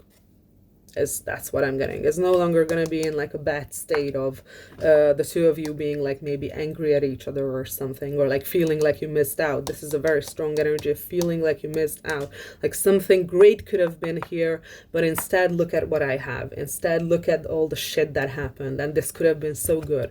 That's the feeling I get with this. And the Ship, like I said, is moving away from this energy. And it's not just moving away from this energy. I'm also going to say this because the Three of Wands is here. That the Three of Wands, the Two of Wands more so, but sometimes even the Three of Wands, and we also have the fucking Chariot, so it's like completely valid that I have this feeling that maybe the two of you have like a distance between the two of you, because the ship also represents travel. Like I said, the same thing goes with the chariot. It also represents travel. So if the two of you are like in a long distance relationship, or like the two of you are living far away from each other, there's going to be travel involved. There might be even moves involved, like maybe one of you is going to move closer to the other person. I'm not really sure yet, but moving definitely. And it's definitely about, I feel like this is about, with the Eight of Wands here, it's about talking about, I don't know, traveling. Maybe you or this person want to travel to the other to meet up or something, because that's what I get with this Eight of Wands opening the reading, with this Three of Wands, like instantly planning for the future. And then we have the Chariot of moving forward fast, but it is also a card of like travel, like I said before, and the Magician, like I said before, the manifesting things into reality, and the Emperor of actually having the reins of your life in your hands. So what I'm very strongly getting here is that if you are a long distance, then you're going to find a way to like meet up, or one of you is going to travel to the other to like meet up and talk about this whole shit show that happened in the past. Okay. Wow, it's a very dynamic energy, like I said. It feels like this might, oh yeah, and I have the man when I cut the deck. Okay, so the feeling I get with this is that this person and interacting with this person gives you a lot of energy. Like it gives you a lot of motivation. It makes you feel happy. It makes you feel good. It makes you feel like you have the energy to do a lot of things, like you are so motivated. Like that's what I'm feeling here, is like having this person in your life is going to make things a lot easier, because this person just motivates you so much. This person is like, I don't know, you two just have this energy together where it like, where you like motivate each other. Okay, Three of Wands, please clarify the Three of Wands. Please clarify the Three of Wands. This is gonna be a really stupid thing. Like, I'm gonna wait for the clarification, but okay, maybe not. With the Three of Wands, I haven't noticed this yet, but look at that. It looks like this person standing there has like elven ears, like those long ears that elves usually have in fantasy. So what I'm getting with this is, again, this sounds kind of stupid, but fantasy, the genre, fantasy genre could be like an important thing here between the two of you. Like maybe both of you are like fantasy nerds or something of the sort, or there's like something going on about like the fantasy genre here. I don't know, I just got that. I've never seen this elf eared thing before. Like I've seen the cards like a billion times, but I have never noticed this elf ears. So there could be like something involved here with the fantasy genre, like maybe Lord of the Rings or whatever. Like maybe both of you love Lord of the Rings or something like that. Okay.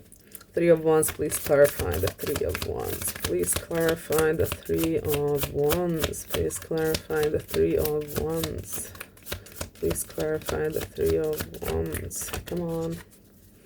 Please clarify the Three of Wands. Please clarify the Three of... Thank you. The letter. Yeah. I have the feeling that you're gonna start the communication out with in like a written form. Like, because Eight of Wands is like the card we started out with. It's literally the card of communication. It's literally the card of communication. And we even have this this woman here on the card, and it feels like they have this halo around them or something. And it feels like if you are the male here, and I'm not gonna lie, this feels more like a masculine energy. Like it feels more like you're a masculine energy, the viewer here. It's almost like you put this person on the pedestal. It's almost like you see this person in a different light. It's almost like you see them for who they really are, maybe. Or you see them like as some kind of a, I don't know, like saint, or like some very like spiritual being, or someone who is very wise or something of the sort. But it feels like she's like a saint or something. Like that's the energy I'm getting. Like maybe that's how you're thinking about this person. Okay, so like I said, the letter is like fucking obvious. It seems like even the first time you start talking again, you're going to very quickly start talking about how to make this happen in the future, like how to give this whole situation a future, how to make this happen in reality. Okay, the Chariot, please clarify the Chariot. Please clarify the Chariot. Please clarify the Chariot. Please clarify the Chariot. Please clarify the Chariot. Please clarify the Chariot. Come on, please clarify the Chariot. Please clarify the Chariot. I'm feeling like, again, like such a giddy, anxious energy, but like in a positive way. Like anxious in a positive way. And like, oh, we have the Garden. Okay. Please clarify the Magician. Fuck, what was that? We have the Clouds.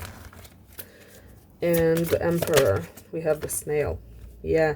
This situation has been coming along very, very, very slowly in the past, is what I'm getting. Very fucking slowly. Like it took you your sweet ass fucking time to get to where you are now. And to get to where the two of you are like together. And we have the bouquet at the fucking bottom of the deck. I knew the bouquet is gonna come out, like fuck. And we also have the tree under that. Shit. Tree is about like spiritual connection. Two people connected in a way that it is not obviously visual or not obviously seen. It's like the tree's roots being intertwined under the ground where you don't see it, but it is intertwined. And the bouquet is like a bouquet is like a romantic gesture. It's like a romantic gift. It could be literally you bringing this person like a bouquet of flowers when you meet them.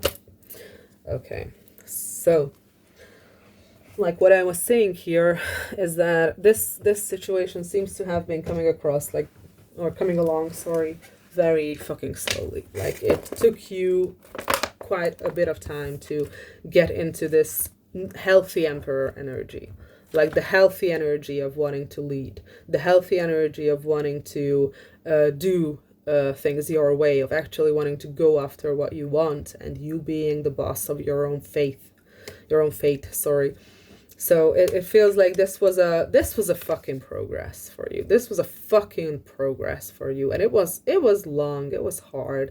And I commend you that you got to this position. Like, you're awesome. You're fucking awesome. You didn't stop, you kept going, and now you reached this point, and it's great. So congrats, really good. Awesome.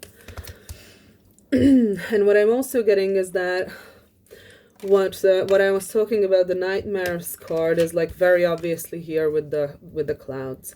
What I'm also seeing here is what really made this situation go much slower than it was supposed to was the way you were thinking about this situation, the way you were overthinking about this situation. Because when I get with this, especially with the Magician here, it feels like you were trying to like, how do I put this?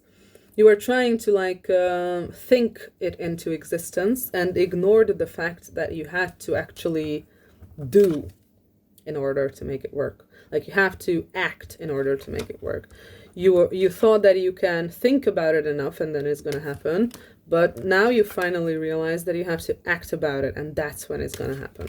That's when it's gonna fucking happen. And it feels like all the thinking you have done about it, like I said with the Nightmares card and the Clouds card is exactly that. The Clouds card is like, you can see even the imagery, like it's a man's face and the clouds are like all engulfing his head. It's literally talking about overthinking. It's literally talking about anxiety.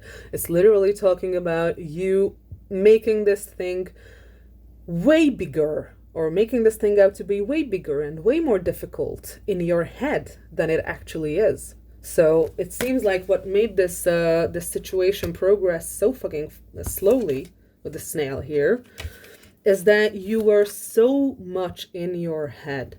You are so much fucking in your head. You are just fucking thinking about this over and over and over and over and over and over and over and over and over again, to the point where you are like driving yourself fucking insane, and you have a lot of fears, a lot of anxieties about it, and the more you thought about it, the more anxious and the more fearful you felt, and it feels like that is the pattern that you had to break, or you have to break, in order for this whole thing to move forward.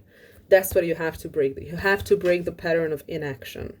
You have to break the pattern of inaction, because that's where you were with this whole energy of nightmares and the clouds and the magician. This feels like you were in a very passive energy about this whole thing, and the emperor is a very active energy, and this whole spread feels like a very fast moving, very active, very motivated energy. So what I'm getting here is that this is the past. Like, this is how you've been thinking about this whole situation, and it didn't help you move forward. If anything, it just held you back, and that's why this whole shit ended up taking so long, ended up being so fucking slow, because you thought you could overthink this into reality, but you can't. The only thing that you can healthily do with overthinking is to fucking stop it. And again, I'm not trying to be mean or anything, and I know that it's fucking difficult as fuck, because I'm also an overthinker. I'm hardcore overthinker. So I know that it's really fucking hard and really fucking difficult, but you have to act in order to make this thing a reality. And with the Chariot being here in the middle of the reading, clarified by the Garden, this just means that you're gonna travel, or one of you are gonna travel to see the other, and you are first going to meet up in a space where there are other people, like maybe in a cafe is what I'm getting here. Like that's strongly what I'm getting, or maybe like in a park, or maybe like in some kind of a greener place where there are like benches, and maybe you can like drink something there, or something of the sort. Like, you're not gonna be like alone. The two of you are not gonna be alone. There's gonna be like other people around. It's gonna be like a public place, basically. It's gonna be a public place. Okay. Let's see. What else can you tell me about how Pal 2's relationship, Three of Cups, how Pal 2's situation is gonna death. Okay, how is Pal 2's situation gonna move forward? Seven of Swords, how is Pal 2's situation gonna move forward? Five of Cups. Ooh, we have like some interesting things here. Okay, how is Pal 2's situation gonna move forward? What's gonna happen to Pal 2's situation? How is it gonna progress? How is Pal 2's situation? The Star and the Seven of Cups. Yeah, I'm getting this as the World and the Wheel of Fortune. Yeah, a lot about cycles.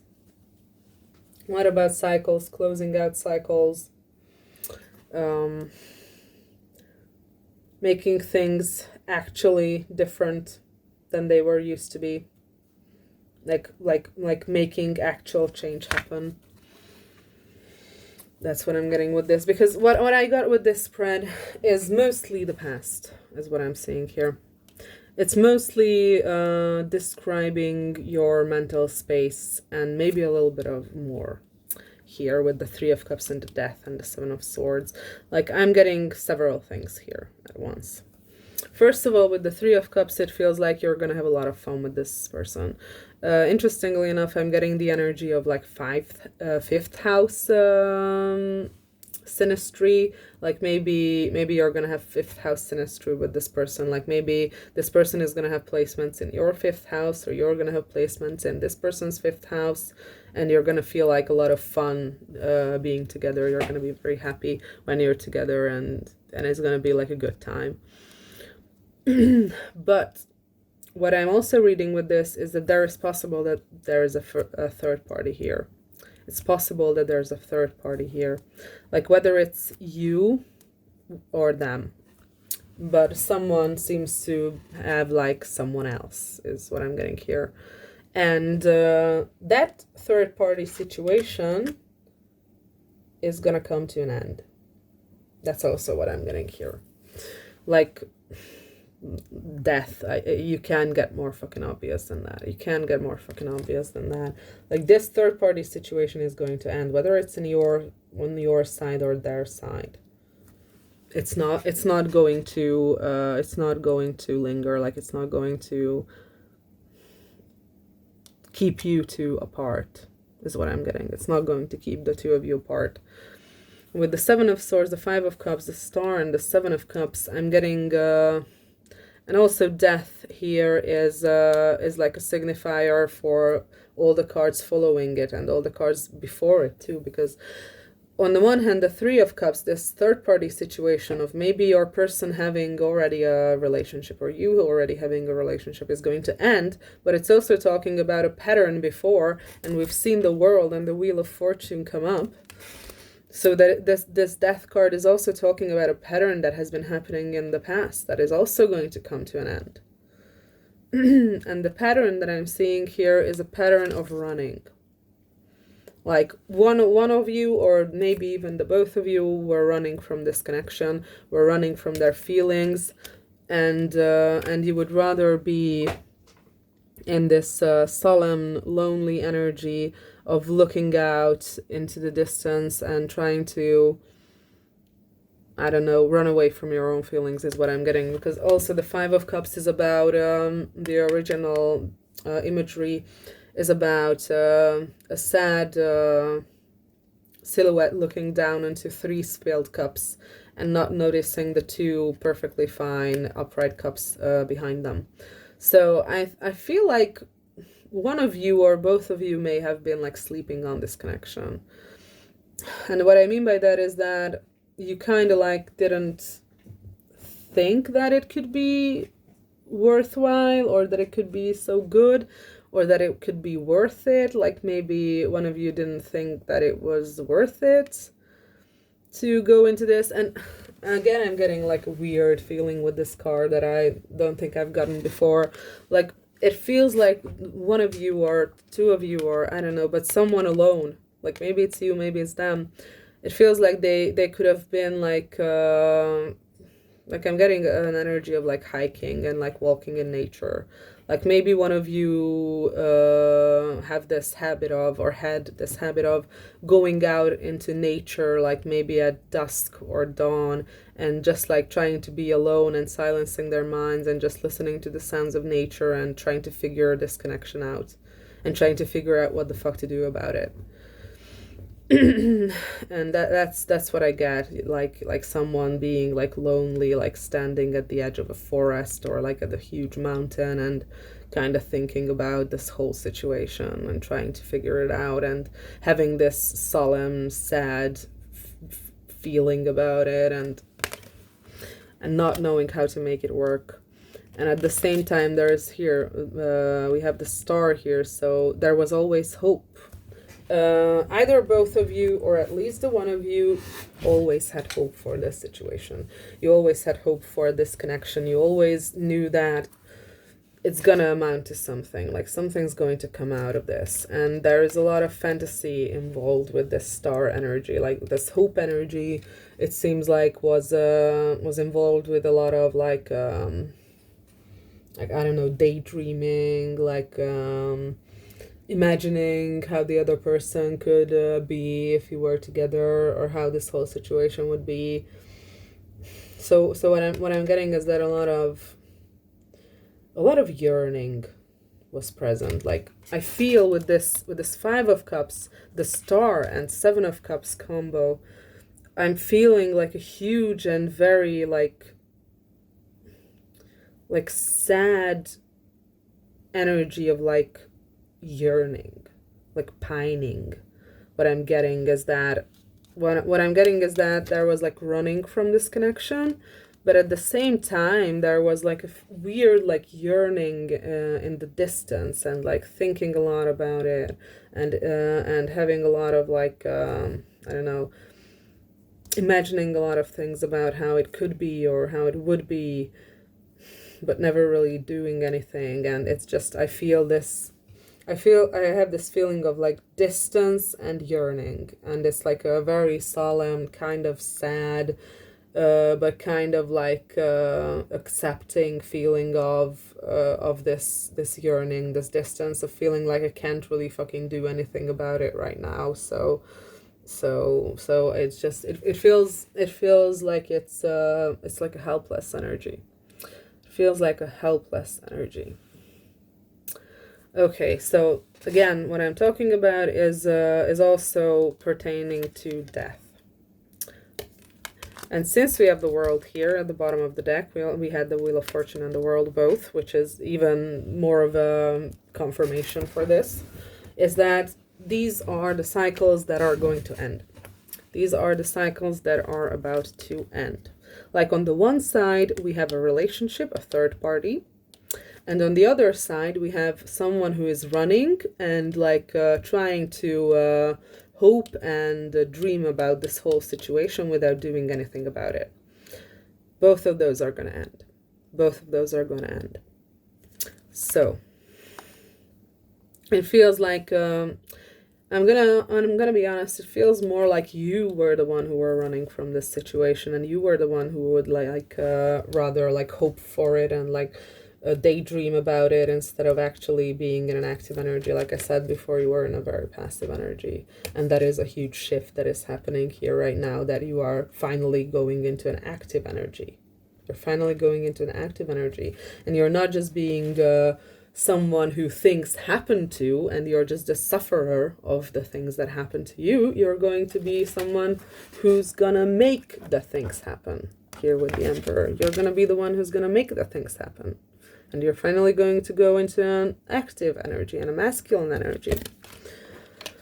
Okay, so that's what I've gotten so far. That's what I've gotten so far, and I've been talking for a real long time, and I didn't even notice. Like I said, this energy again, and I have this like weird thing, this weird thought in my mind that this is what it's gonna be like. And we have the fucking Emperor again when I cut the deck. Jesus. So when I get this feeling that when you're gonna meet up with this person, or when you're gonna start talking to this person again, it's gonna feel like what I feel now. Like you're gonna just talk and talk and talk and talk and talk a lot, and it's gonna be like fucking 3 hours have passed and it felt like 15 minutes. That's the feeling I get out of here. And we also have the Empress when I cut the deck. So you're a match with this person. Yeah, they are your counterpart. Okay, so what I get here is that, yeah, you will really enjoy each other's company. And again, that is like strengthened by the Three of Cups being here. So it has like a double meaning. Okay, can you tell me anything more about Pile 1 situation and where it's headed? Pile 2, sorry, Pile 2 situation and where it's headed. Can you tell me more about Pile 2 situation and where it's headed? Can you tell me more about Pile 2 situation and where it's headed? Where is Pile 2 situation going? Where is Pile 2 situation going? Oh, we have the Nine of Pentacles and it came out like this. And usually it's if something comes out like this, that means that it is an energy that is currently subject to change, because in tarot we read it as like a clockwise motion, which means that if it's a clockwise motion, if I put it down, that would mean that it is turning on its head. So it's turning upside down into a reverse position, but it's not there yet. It's just in the process of changing. And with this, I'm getting the same thing as I got with the Three of Cups, because the Nine of Pentacles is an energy of being single.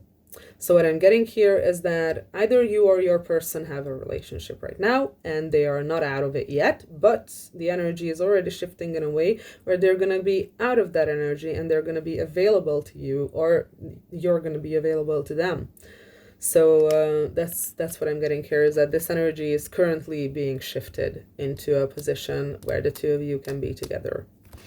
And again, this is weird because I've got a very similar message in Pile 1, so maybe, again, Pile 1 and Pile 2 are kind of connected. So if you feel like checking out Pile 1, maybe check out Pile 1. Okay, where is Pile 2's connection headed? Where is Pile 2's connection headed? We have the Nine of Wands. I cut the deck look at the deck and I saw the Nine of Wands come out, and it did come out. So okay, what else? Where is Pal 2's connection headed? Knight of Wands. Where is Pal 2's connection headed? Fuck. Nine of Cups. Where is Pal 2's connection headed? Where is Pal 2's connection headed? Death. Again, 2 deaths. We have another thing here. 6 of Pentacles. Yeah, and we have Temperance and the fucking Tower. This, I'm not gonna lie, this is going to radically change your life. Like, getting with this person is going to radically change your life. I don't know what that exactly entails, but this is gonna be a lot of change. This is gonna be a lot of change. And it's gonna be for the better, because the Tower is always talking about something that is a construction that is like not stable or not good, or something that should not be here, and it is the necessary destruction of something that is keeping you or holding you back. That's what the Tower is talking about. So it's not that your life is going to be like completely destroyed, but it's probably or possibly going to be uprooted, and it's probably and possibly going to be changed. Like, there are going to be things that are going to be very different after this. What I get here is that, like I said, we have the Nine of Wands, Knight of Wands, the Nine of Cups and Death, and the Six of Pentacles. Again, we had the Nine of Wands in Pile 1 as well, and I do feel a similar story going on here. Like, maybe you were very inconsistent with this person in the past. Like, maybe your communication was very inconsistent, and it came right under the Seven of Swords card here, which is the Runner card. So like, you have been running from this relationship. That is a huge possibility, because that's what this looks like. And you may have been like very inconsistent with this person. Like, maybe you would like come in and talk to them and then disappear for weeks, and then come in and talk to them again, and like totally random, and they like couldn't like really rely on you. You weren't like a stable person in their life. You just kind of came in and out, and just you weren't very like stable. We weren't a stable presence in this person's life, and because of that, this person has put up boundaries.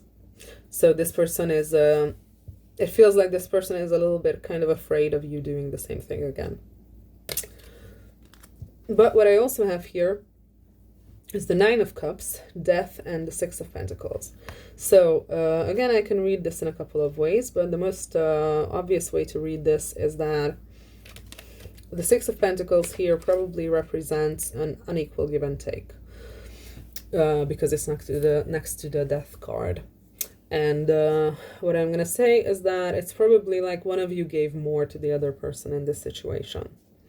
Like, maybe your person gave you more attention or time or whatever it is, or maybe money, I don't know, in this connection, and you like kind of didn't reciprocate that much, or maybe it was the other way around. Maybe you gave this person too much and they didn't reciprocate.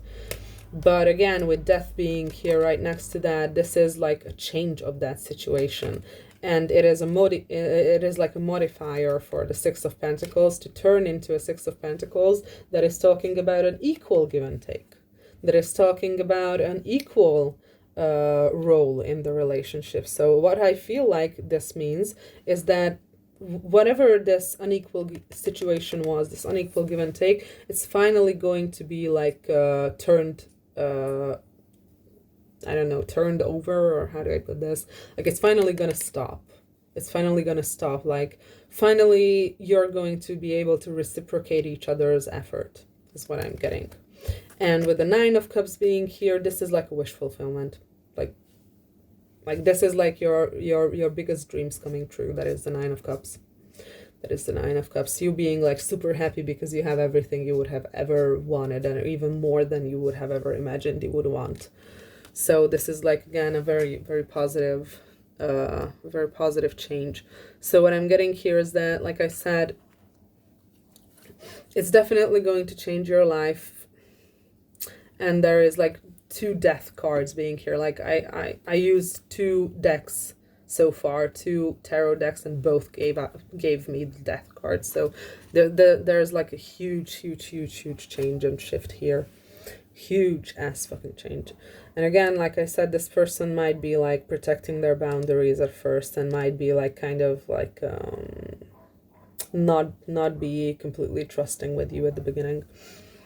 And again, that is something that came out in pile 1. So again, watch pile 1 if you feel like you are drawn to it. Okay, anything else about pile 2 and where their connection is headed? Where's pile 2's connection headed? Where is pile 2's connection headed? Where is pile 2's connection headed? Where is pile 2's connection headed? Okay, we have Judgment, and we have the fucking Emperor again. Are you kidding me? Oh my god. Yeah, Judgment and the Emperor. It's almost like what I get here is that we also have the fucking Chariot again. Are you fucking kidding me? The fucking Chariot again. Okay, so what I get here is that the Judgment is very often talking about a Deus Ex Machina moment. It's like basically like you see the little trumpet there in the hand of this angel. Like that is the traditional imagery of the Judgment card. And what I'm getting here is that it feels like you're finally gonna hear the call, and you're finally gonna listen to the call of the universe telling you to fucking go and be with this person. Because it feels like, and it seems like in the past, your own negative behaviors and your own negative patterns were what kept you from this person. And it feels like you're finally going to be able to like let those go and master those, and not let them ruin your life, and not let them run your life at all. And it feels like you're finally going to be there and hear the call and do what you're supposed to do and listen to your intuition. That's what this feels like. That's what this feels like. Like you're finally going to be bossing up. You're finally going to say, I'm the one who decides my fate. I'm the one who's the boss here. And if life needs to get fucked in the ass, then I'm going to fuck it in the ass, and I'm going to do whatever the fuck I want to do. That's what I see here. That's what I see here. Like you're finally going to take your fate, take your destiny into your own hands. And like I said, we have the Chariot here, and under that we have the Queen of Wands. So I'm going to say that this woman could possibly be, this person could possibly be a fire sign, Aries, Leo, Sagittarius, Sun, Moon, Rising, Stellium, chart ruler. Doesn't necessarily have to be. It could also mean that this is also someone who is like you, the Emperor, very, very driven. This person goes after whatever the fuck they want. They are very like, they are maybe a little bit in more of a masculine energy, but they are definitely in a fire energy. Like they are very creative, they are very passionate, they know what they want, and they don't fucking give up. And the Queen of Wands is also someone who is extremely attractive. So this could be a person who is like literally very, very, very attractive physically. Okay, I want the Chariot here. I'll put that here too. Okay, so I'm gonna go into some oracle decks. Okay, so please tell me more about pile 2 and where their connection is headed. Where is pile 2's connection headed? Where is pile 2's connection headed? Where is pile 2's connection headed? Where is pile 2's connection headed? Where is pile 2's connection headed? Where is pile 2's connection headed? Where is pile 2's? Thank you. We have Orenda. Honor your mystical creative force. So you could be like a creative person. You could be. It could be like this person gives you like I don't know. Maybe this person is almost like your muse, like you have creative ideas in connection to this person. But I'm also seeing that this honor your mystical creative force is talking about your intuition. It's talking about how you are, I don't know, how do I put this? because it feels like I said with the Judgment being here, it feels like you've been like kind of cold to this person before. Like you kind of sort of know that you have this connection with this person, and you kind of have this intuition that it feels like you have been suppressing in the past, that the two of you are supposed to be together. And with the Judgment card here, it just seems like you're finally going to listen to your intuition. That's what I get from here. That's what I get from this.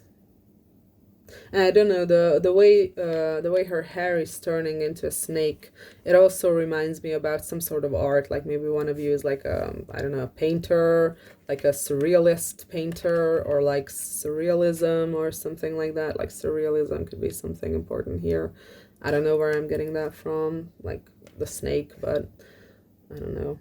So like I said, if this person fills you with like these creative ideas, or if this person is like your muse, then use it to create the things that you create, like whatever it may be.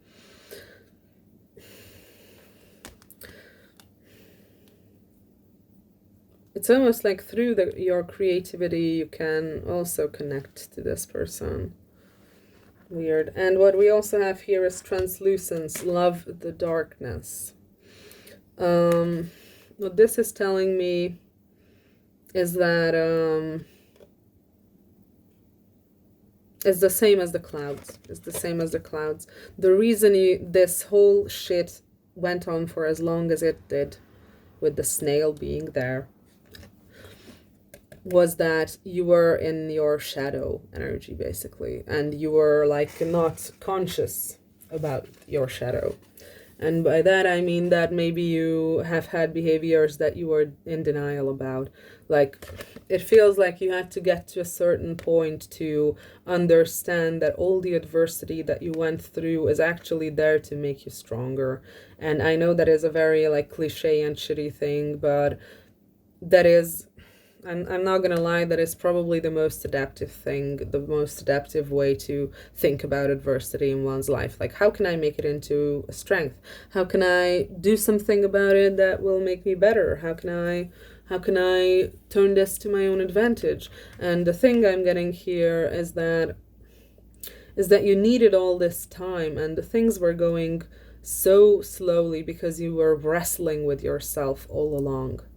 It feels like you have been like having this huge internal battle with yourself, and that is why this whole situation went on for as long as it did, and that is why it gave you so much anxiety, because you wanted this, but at the same time you didn't want this, and it was just a huge ass war within yourself. And that is what the love the darkness is talking about here, is that it feels like you're finally understanding that you're not supposed to push down your shadows. You're not supposed to suppress your shadow, because that just gives it power over you. If you suppress your shadow side, then you are literally just pushing things down into your subconscious, which are going to come out as subconscious behaviors that you are not aware of. So you have to be aware of yourself and your shadow side, and you have to show it love, because that is the only way it can be integrated. And I think that is exactly what this is talking about, that you are doing shadow work. You're loving your own darkness, and that is how you move this situation forward. And that is how you become the emperor, and that is how you become someone who can take responsibility for their own lives and go after what they want. And we also have paradisiacal, or however the fuck you okay, so you belong to paradise is what it says, however the fuck you pronounce it. And this is just telling me that you deserve this. Like, you deserve love. You deserve a good love. You deserve a good and safe person who's going to love you. And you always have. You always have. And all the times you thought that you didn't was just your inner, like, critic speaking, and all the wounds and all the trauma that you have suffered. It was all that which made you believe that you don't deserve this person. So what I get with this is that yes, you deserve this person. Yes, you belong to this person. You belong together with this person is what I'm getting. Like the both of you belong in this relationship where you are happy and you're making the other ones happy. That's the strongest energy I got with these. Let's get another deck. Okay. Marispaltu's fuck connection heading. Oh my god. Aquarius, I know. I always get this nowadays. I always get this fucking card. Aquarius, I know. Oh, and with these cards, we have a 22 over there and the 33 over there. So 2 double numbers. And we also have 24 over here. Like maybe some of those numbers are important. So what we have here is Aquarius, I know, and first house, the body. You or this person may have insecurities. Oh, yeah, and Saturn return, age. Fire element, desire. Yeah, you're like really, you're like very, like the sexual attraction is going to be very strong between the two of you. But what I'm getting is that with the I know and the body, it feels like one of you or both of you could have like insecurities about your body. Like how you look like maybe you don't look the way that you want to look. Like maybe you're overweight, maybe you're underweight, and maybe you're like not happy with how things are going on with your appearance right now. Or maybe you are like too self-conscious about it, or maybe you're like self-conscious about your age. Like maybe one of you is older than the other. Maybe one of you is going through their Saturn return at the moment. That is also possible. But like I said, the sexual attraction is going to be massive, like very strong. And also with the Aquarius I know card, it again feels like you have like a knowing about this person. You have like some sort of intuition about this person. That you just, I don't know, you just know them, or you just know something about them, or you just know that the two of you kind of belong together, or something of the sort. Okay, what else about Paltu? Where's Paltu's connection headed? Anything else from this deck?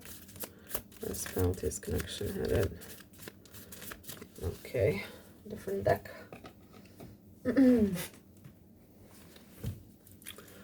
Okay, where is Paltu's connection headed, please? Where is Paltu's connection headed? Where is Paltu's connection headed?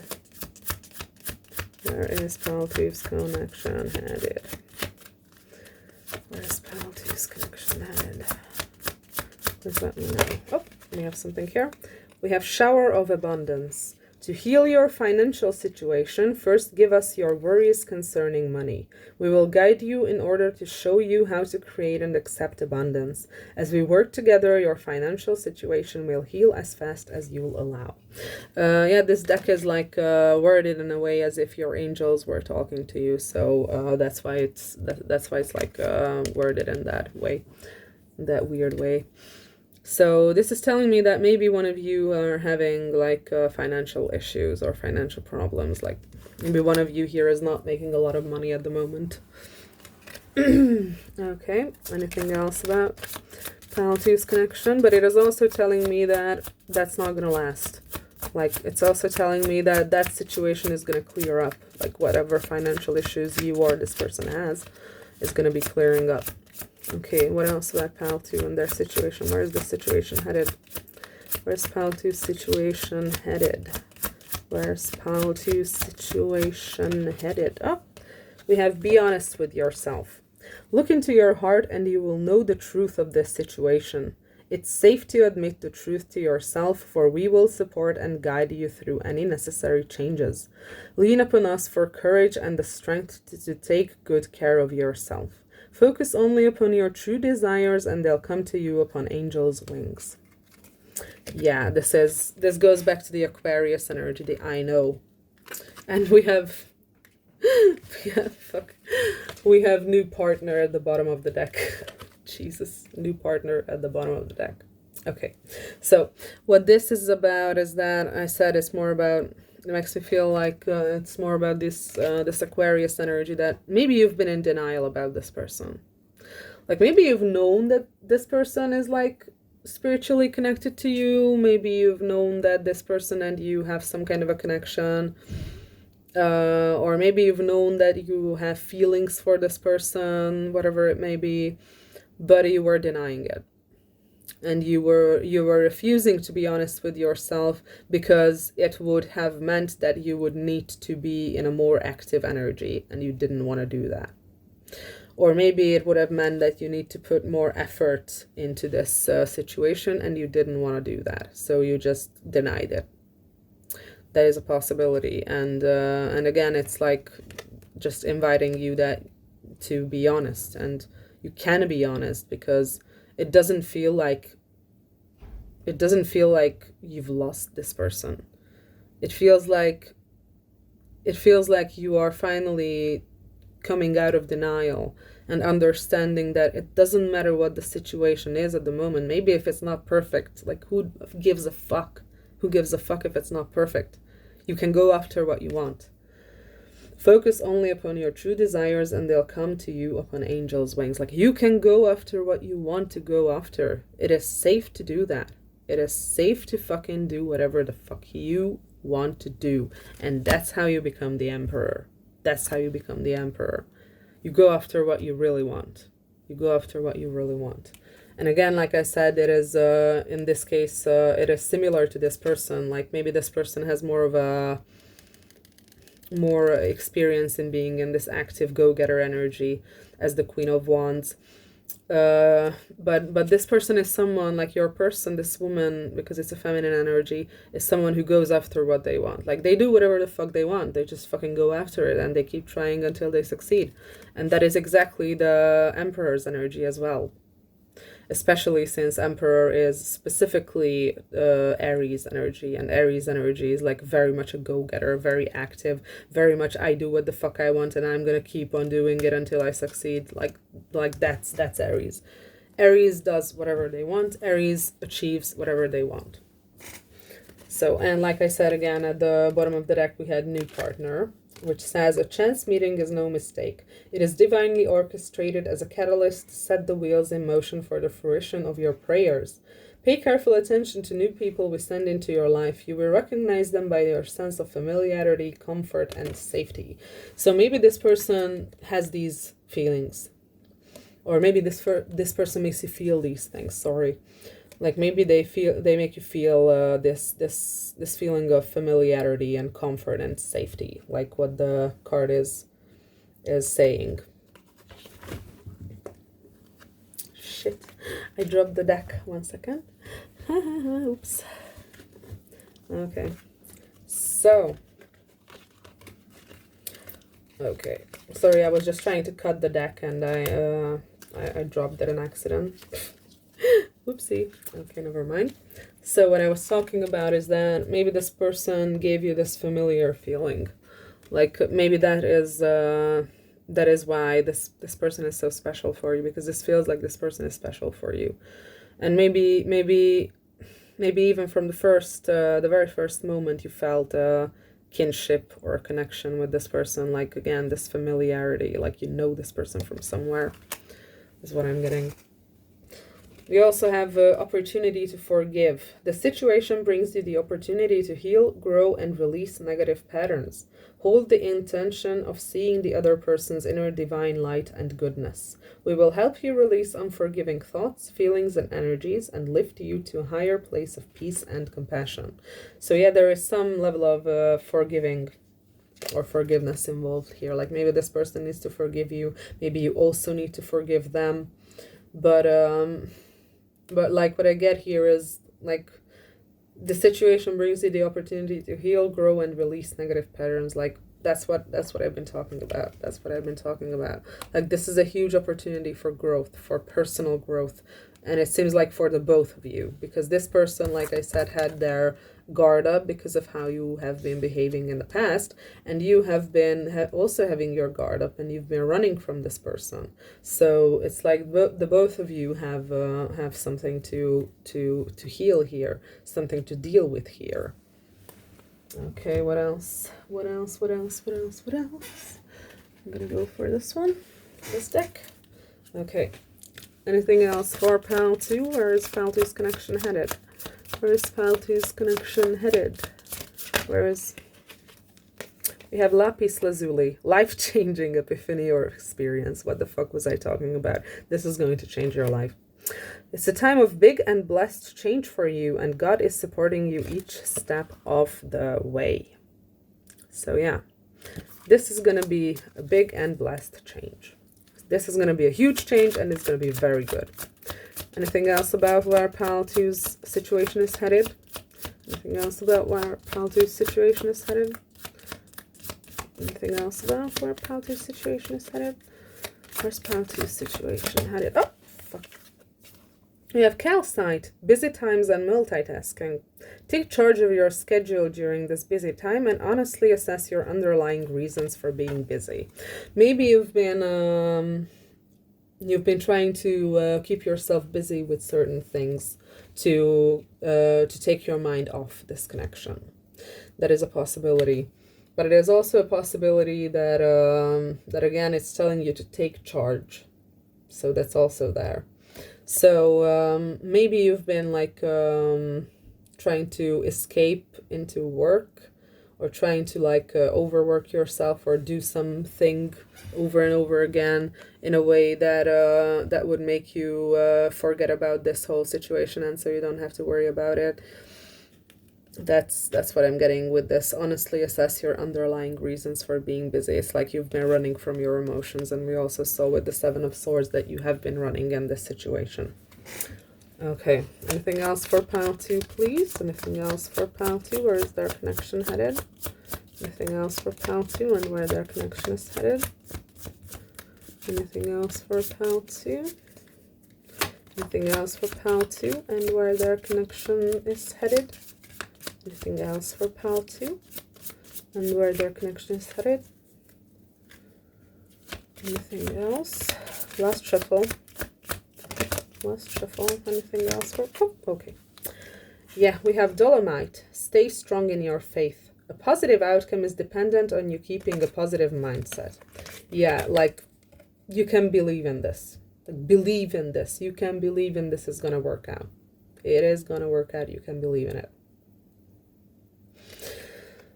It seems like you need to have this oh my god, and we have Aqua Aura, healthy communication in relationships. You literally need to talk to this person honestly and healthily.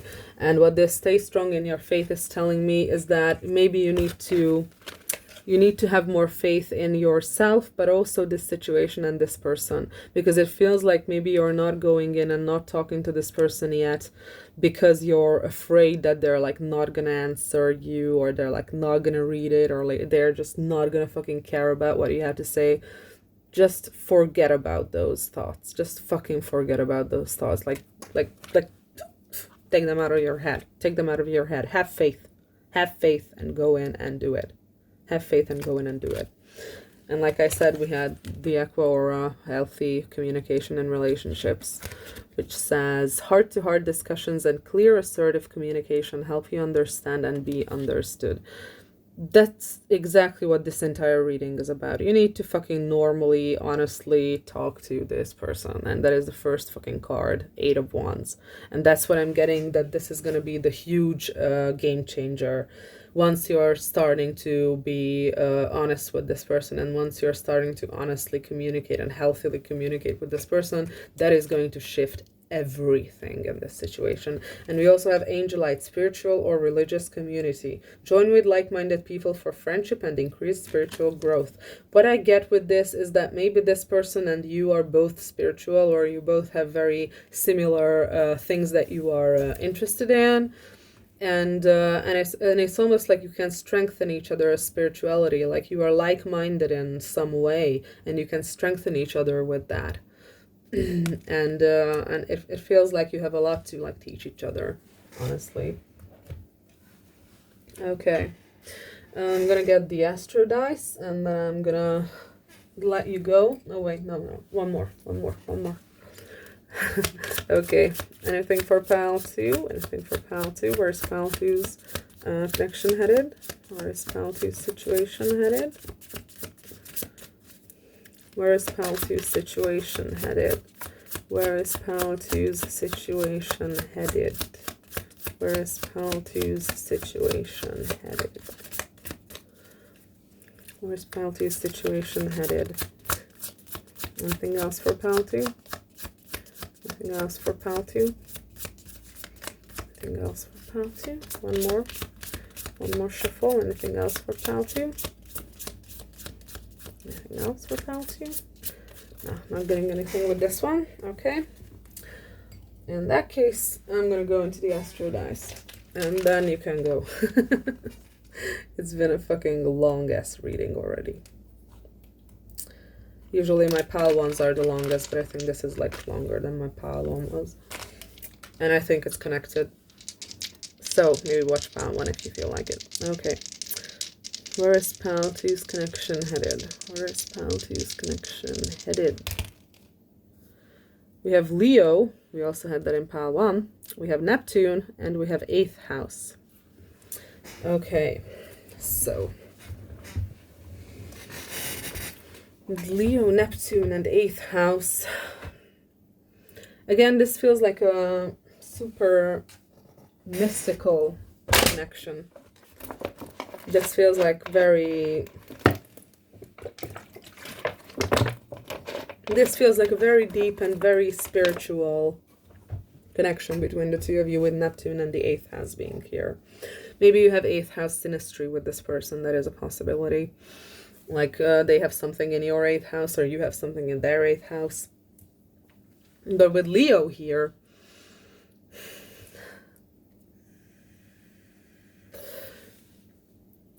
what I'm getting is that Neptune is often like a planet associated with illusions, and it makes things like foggy and less obvious, and it can cloud your judgment, and it can cloud your vision. But it is also a planet of fantasies, like what I was talking about with the 7 of Cups, that you may be fantasizing a lot about this person, and maybe this person is also fantasizing a lot about you. And with the 8th house, with the Leo being here, this feels like, again, with the Leo, we also had Leo in the first pile coming out in the Astro dice. And with this 8th house and Neptune energy, these are like darker energies. These are dark, secretive energies, especially the 8th house is a very dark and secretive energy of change. And it feels like this Leo is like bringing light into this shadow realm. It feels like the Leo is ruled by the sun. And someone might be a Leo here. It might be you, might be a person. Not necessarily sun sign. But some sort of an important placement. It feels like this Leo energy is bringing light to this dark, occult, spiritual energy that is going on between the both of you. It almost feels like the two of you have this unseen, this invisible connection, this like invisible string between the two of you that like never goes away. And it feels like this Leo, like maybe you have tried to like move away from this person in the past. Maybe you have like tried to get over this person in the past, but it never worked. Maybe this person did the same. Could be possible. But what I get here is that it almost feels like you have this like invisible string between the two of you, and this Leo energy, the sun energy, is like coming in to shine a light on it. What I get with this is that if you feel like you are spiritually connected to this person and you're gonna talk about this with this person, like they're gonna tell you that they feel the same. They're gonna tell you that they also feel like you are spiritually connected. Like this is like I said, it feels like shedding light onto the so far invisible parts of this connection. It feels like you can talk about this thing with this person. It also feels like you can talk about your subconscious problems with this person. You can talk about your fears with this person. You can bring your deepest layers into light with this person, is what this feels like. This feels like you can like completely understand each other and see each other and see the other and see yourselves when you are together and talking about things and talking about, I don't know, just having a conversation. Like, it feels like you can do this with this person. Like, this feels like a very deep person, but it also feels like you are also a very deep person. And it feels like the two depths, they meet, but it feels like the two depths need to meet consciously, because if it is like a subconscious thing, then again, there might be behaviors which are maladaptive, which are bad, which we have seen in the past happening with you running from your feelings or disconnection, for example. Like the both of you are very deep, but you need to bring this depth to light, and you need to like talk about it, and you need to like be open about it. And that's what I get here, like the Leo, the sun energy shining upon this beautiful depth, this beautiful energy of like intimacy and spirituality. That's what I'm getting here. That's what I'm getting here. Okay, so I think that was it, because this was, again, a really fucking long reading. So anyway, I hope I could help. I hope you enjoyed this reading, and maybe see you in the next one. Bye! Hello and welcome, pile 3. You picked the True Love card. Your love is here to stay, is what it says. So this is probably about a romantic situation that we're talking about. Okay, let's get started. Please tell me where pile 3's connection is headed. High Priestess. Please tell me where pile 3's connection is headed. Where is pile 3's connection headed? 8 of Pentacles. Please tell me about where pile 3's connection is headed. Please tell me about where pile 3's connection is headed. Please tell me about pile 3's connection and where it's headed. Please tell me about pile 3's connection and where it's headed. Okay. Please tell me about pile 3's connection. Oh, we have the 7 of Swords. Okay. Please tell me about where pile 3's connection is headed. Please tell me about where pile 3's connection is headed. Knight of Wands. And last card, please. Where's pile 3's connection headed? Oh, 3 of Swords. Ouch. Oof. Okay, this feels like it's a different energy to pile 2 and 3. Pile 2 and 3 felt like they were connected, and they both had very positive messages. This, I'm not gonna say, but it's, we have the 6 of Cups at the bottom of the deck. So I'm gonna clarify with the Lenormand, but I'm already picking up something very different to pile 1 and 2. Please clarify the High Priestess. Please clarify the High Priestess. If you're not a female, or you're not like a feminine energy, like even if you're like I don't know, a man, but you're like more in a feminine energy, if you're not like that, if you're a male, or you have a masculine energy, I don't think this reading is for you. I think this is for a feminine energy. Okay, High Priestess, please clarify the High Priestess. Please clarify the High Priestess. It feels like you kind of already know what's going on. Feels like you just came here for confirmation. Okay, High Priestess, please clarify the High Priestess. We have, yeah, the Magic Lamp. Yeah. I feel like you came here just to be sure that your intuition is correct, and it is correct. It is correct. 8 of Pentacles. Please clarify the 8 of Pentacles. Please clarify the 8 of Pentacles. Please clarify the 8 of Pentacles. Again, like I said, I'm very strongly picking up a feminine energy here. That is the viewer. So, like I said, if you're not a woman or you don't identify as a woman, then this is not for you. Or if you're not like in your feminine energy, in a very feminine energy. We have the letter clarifying the Eight of Pentacles, Seven of Swords. Please clarify the Seven of Swords. The man, yeah. Yeah, fuck. You're dealing with a dude. If you're not a woman dealing with a man, or like in any like variation of that, like this includes like people who are like transsexual, this includes people who are like gay. So if you feel like you're more the feminine energy and the one you're dealing with is more the masculine energy, then this is for you. But if it's not, if you're not asking about a man or a very masculine energy, this is not for you. Okay, Knight of Wands. Please clarify the Knight of Wands. Please clarify the Knight of Wands. Please clarify the Knight of Wands. This is about like this is like a fuckboyish type of energy that you're dealing with. Knight of Wands. Yeah, the broom. Yeah. Yeah, this is, I can tell you one thing, honey. I can tell you one thing, honey. This ain't no true love. This ain't no true love. This ain't no fucking true love. Three of Swords. Please clarify the Three of Swords. Please clarify the Three of Swords. This is, oh, fuck. Please clarify the Three of Swords.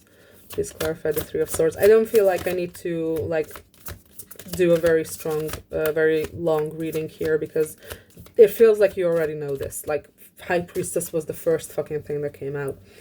You're just here for confirmation, just to be sure that you're correct. And you are correct. You shouldn't trust this person.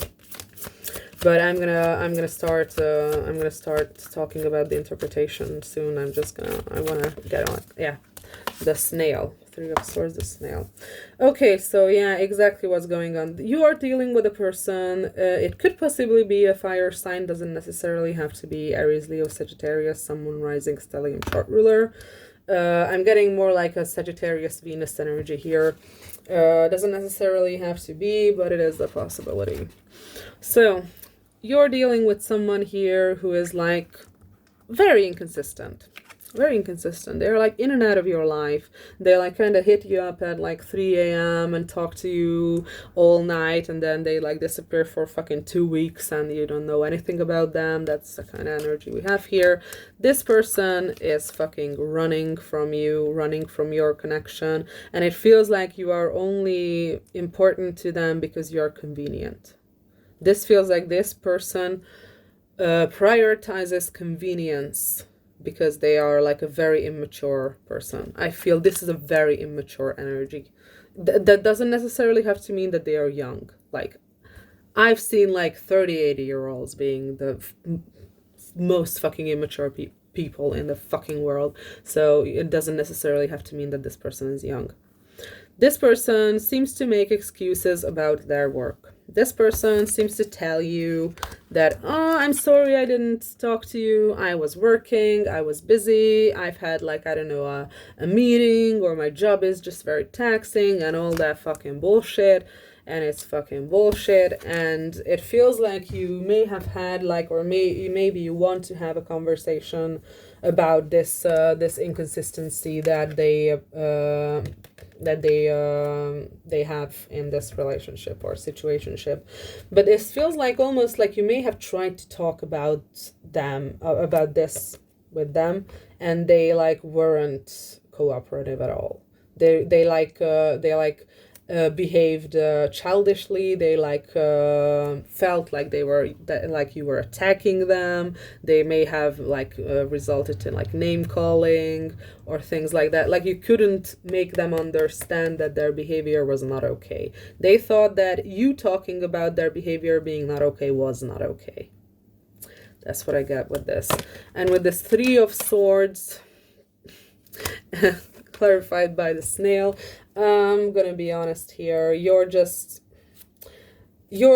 prolonging this situation. You're just prolonging your own suffering. You're just prolonging your own agony by not seeing this clearly for what it is. And it feels like I said before in the very fucking beginning, you intuitively know that this person is a piece of shit and they don't deserve your time. And that's exactly what's going on. That's exactly what's fucking going on.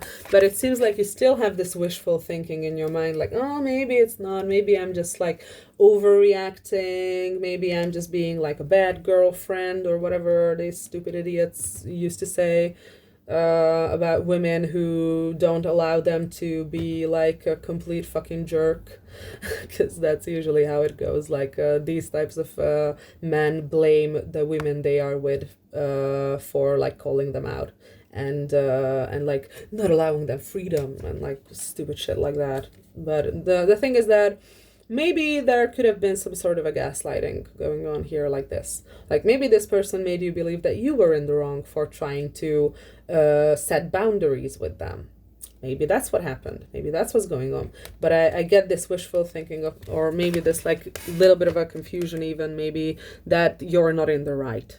Like you're not completely sure whether this person is worth it or not. But I'm here to tell you this person is abso-fucking-lutely not worth it. This person is a piece of fucking shit. I'm not gonna lie. This person is a piece of fucking shit and you are just wasting your time. You're wasting your fucking time and you're just prolonging your own suffering by remaining close to this person. You need to kick this person out. You need to fucking get rid of this person. This is not a good person. This is not a good person. And like I said, what I'm picking up here is that okay, if someone behaves this way, yeah, sure, they have their reasons. Sure, it's understandable. But what I started to pick up with this card is that it feels like they are kind of manipulating you. And with the broom here, it's almost like you can't fucking talk to this person about their toxic behaviors because they will start acting like a fucking 5-year-old and like get hurt and like so it's like this is like a very, very, very, very immature energy, very bad energy. I really, really recommend getting the fuck away from this person. So like, you're not crazy.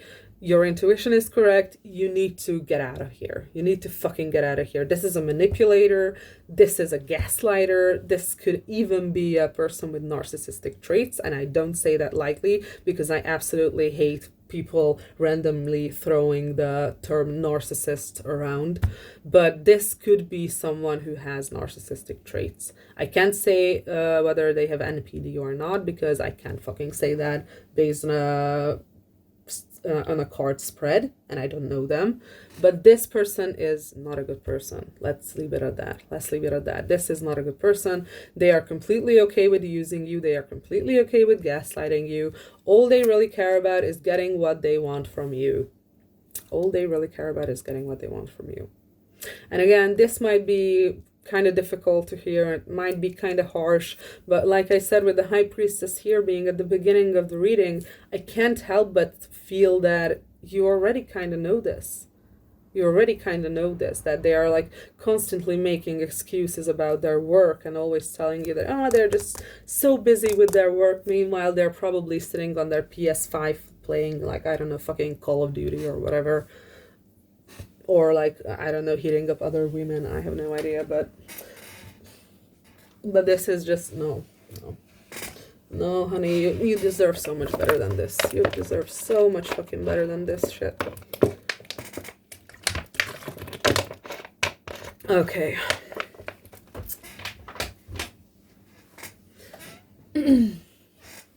What else can you tell me about where Pile 3 situation is headed? We have the Two of Swords. Okay, where's Pile 3 situation headed? The Sun. And we have the Seven of Cups. You have options. Come on, baby. You're so much better than this. Sorry, I fucking dropped the card. Queen of Cups. Get out of your fucking emotions. For this person. They don't deserve it. Don't feel sorry for this person.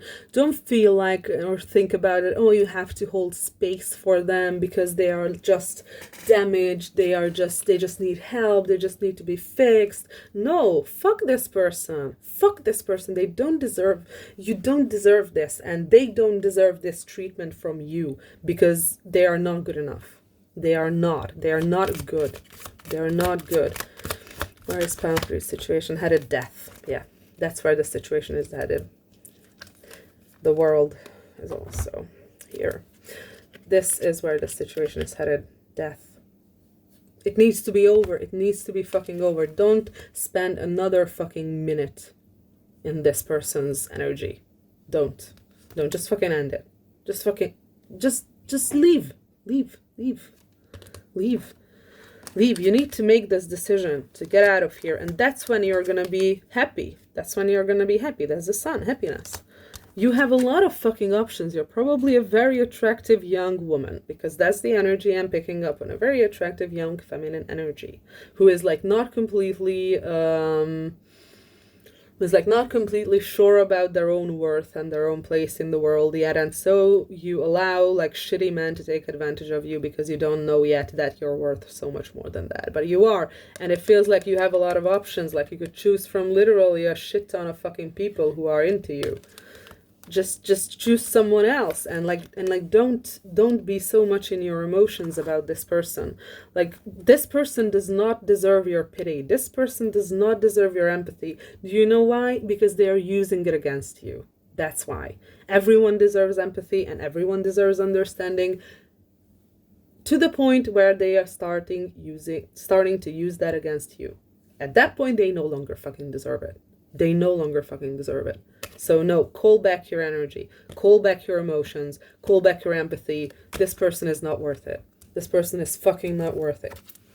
This person is just gonna hurt you even more and more and more. And the only reason this person is doing this is because you're allowing it.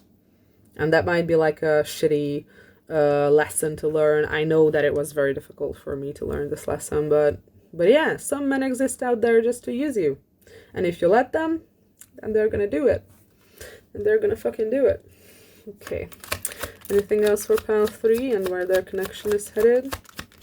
Anything else for pile 3 and where their connection is headed? We have the Page of Cups. Anything else about where this connection is headed? Anything else about pile 3 and their connection? Anything else about pile 3 and their connection? Anything else about pile 3 and their connection? We have the Devil here. This is fucked. This is fucked. Page of Wands. Page of Wands, the Empress. Yeah, fucking hell. Fuck. This person is a fucking page. The page is the most immature, youngest energy in the deck. It goes like page, knight, king, and then emperor, empress. So this person is a fucking page compared to you. They are immature in their emotions. They are immature in their sexuality. They just want to get their dick wet, basically. This person is fucking toxic. They have toxic behaviors. They are not good for you. That is the Devil. Maybe the sex could be good, but I'm not even getting with this Page of Wands energy that the sex is good. Meanwhile, you're a fucking empress. You're top of the line. You're the best. You're good. You have the looks, you have the money, you have the brains, you have the compassion, you have everything. And this person is just a fucking bullshit little page. They are just like, how did you even get together with this person? Like, you're not even supposed to be in the same room with this type of a man. Like, for real, seriously. This is like so far from your level. So fucking far from your level. You are so much fucking better than this. So much fucking better. So much better. So much better. And maybe you don't see it yet. Maybe you don't see yourself clearly yet. Maybe you don't have a healthy self-esteem at the moment. But that's the truth. This person has fucking nothing on you. Like, this person is nothing compared to you. This is like a super immature, childish, toxic, crappy energy, and meanwhile you are like here like the fucking empress, like super beautiful and super successful and super intelligent and super emotionally mature, and this person is just trash. Just fucking trash. Yeah, 6 of Swords at the bottom of the deck. Just fucking leave. Just fucking leave. Just fucking leave. Don't even fucking do anything. Don't even fucking tell them anything. Just fucking block them or whatever. Just don't.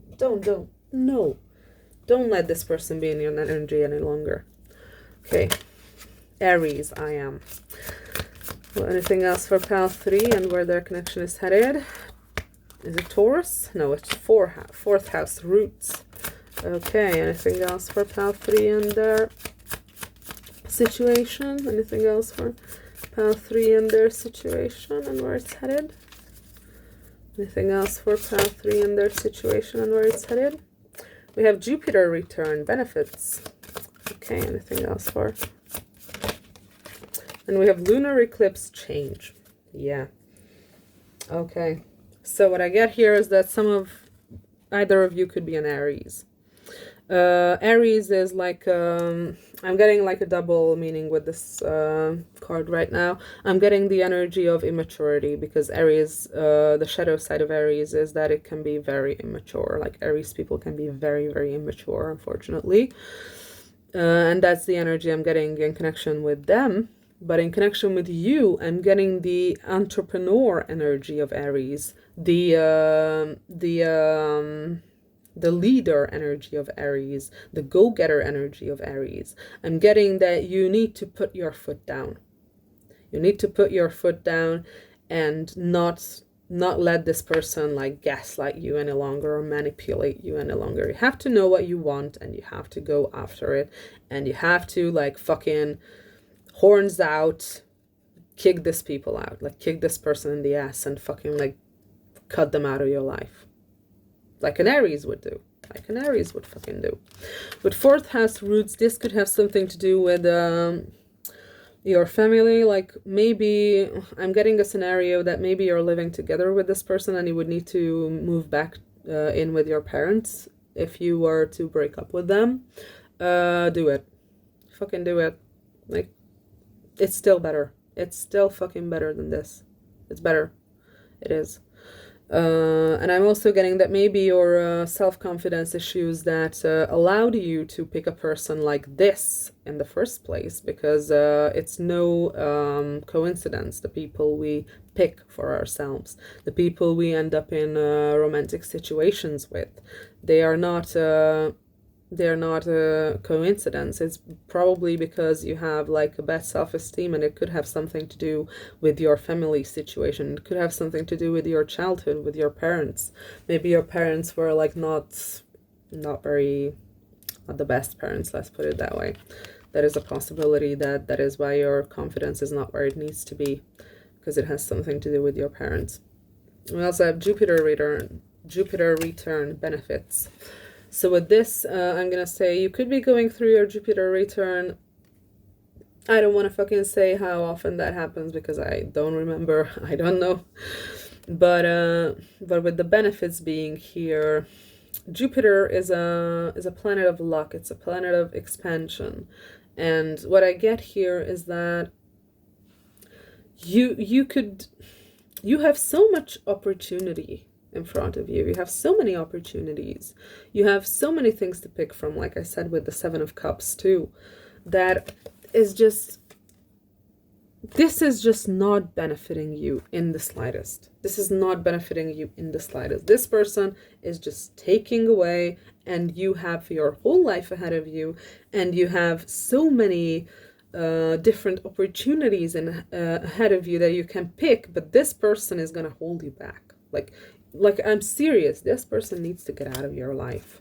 And with the lunar eclipse change, that is very obvious. This situation needs to fucking change. You need to get your fucking dark feminine Lilith energy and kick their ass. Kick their fucking ass. Because that's what they deserve. They deserve your rage. They deserve your hurt. They deserve your anger. They deserve everything from you because they have hurt you. They have manipulated you, they have gaslighted you, they have treated you less than, when in fact you are worth so much more than this. Like don't be afraid to like go off on this person. Don't be afraid to go off on this person, because they fucking deserve it. And I don't say that lightly. I don't fucking say that lightly. Okay, anything else for pile 3 and where their connection is heading? Anything else for pile 3 and where their connection is headed? Anything else for pile 3 and where their connection is headed? Anything else for pile 3 and where their connection is headed? Anything else for pile 3 and where their connection is headed? Okay, I'm gonna do one more shuffle, and if nothing comes out, I'm gonna go to another deck. Anything for pile 3? Anything else for pile 3? Anything more for pile 3, please? Oh, not getting anything. Okay. In that case, I'm gonna go into this one. Okay. Anything about pile 3 and where their connection is heading? Please tell me about. We have sodalite. Socialize or join in. Make healthy and supportive new friendships and connections by getting involved with a group of like-minded people. Yeah, call on your friends. Call upon your friends for help. That's what I can say. Maybe your friends have already been trying to tell you that this person is a fucking piece of shit. I don't know. Maybe this person is trying to like isolate you from your friends. Don't fucking let that happen. Don't let that happen. Don't. Your friends are important. Keep your friends close to you and be more with your friends. And I feel like if you can be more with your friends, they can like strengthen you enough so you can just leave this person or tell this person off, because it feels like again your friends could give you the confidence that you need to just get rid of this person. We also have clear quartz. Let yourself feel all your emotions. Your entire rainbow spectrum of feelings is sending you important messages and guidance. What was I fucking saying? You're trying to deny it, you're trying to suppress it, but you feel that this person is not good for you. You have the alarm bell ringing in your head. You have your intuition talking to you and telling you that this person is not fucking good for you. Listen to it. Listen to it. It's not that only positive feelings are important. It's not that you should only feel positive feelings. That's fucking bullshit. Negative feelings are very important. Very, very, very important. They have a reason to exist. And if you feel negative when you are in connection with this person, there is a fucking reason for that. And don't be afraid to feel that. And don't let them label you a negative Nancy for calling them out for their bullshit, because this is what I feel like. I feel like you've been manipulated into not listening to your own intuition and not listening to yourself, telling yourself how shitty this person is and that you need to get out, because that's what you need to do. You need to get out. Okay, anything else for pile 3, please? Anything else for pile 3, please? Anything else for pile 3, please? Anything else? Oh, that's a lot of... I'm not going to take all of that. We have garnet, purification and detoxification. It's time to release physical and energetic toxins from your life. What did I say? Leave this person where they belong, in the fucking bin. In the fucking dumpster. Leave them there. That's where they belong. And we also have kyanite. Make time for self-care. Taking care of yourself is essential right now. Yeah, take care of yourself. You're gonna need to take care of yourself when you are done with this person. Maybe it's gonna be difficult to kick them out. Maybe they're gonna even get aggressive. I don't know. Make sure you're safe. Make sure you're fucking safe. If you don't feel safe breaking up with this person, make sure to do it somewhere where there are other people, where you're not alone with them. Like if this person would be prone to throw a tantrum or even be aggressive, go to a place where there are other people and they can see you and hear you. And don't let him get you like in a place where only the two of you are together and you're alone with him. Don't do it. And make time for your self-care. Make time to love yourself. Make time to take care of yourself. Make time to strengthen your own confidence, to strengthen your own image of yourself, so that you'll never get into a relationship like this again. And make room for your own self-love. Make room to feel good about yourself. Do things that you enjoy. Pamper yourself, because that's what you deserve. That's what you fucking deserve. That's what you fucking deserve. And again, my God, it's another clearing negativity. Smoky quartz. Release negativity from within or around you. This person needs to go. This person needs to fucking go. This person needs to fucking go. And do it as fast as you can, is what I'm gonna say. And like I said, if you're afraid of their reaction, do it somewhere where you're not alone.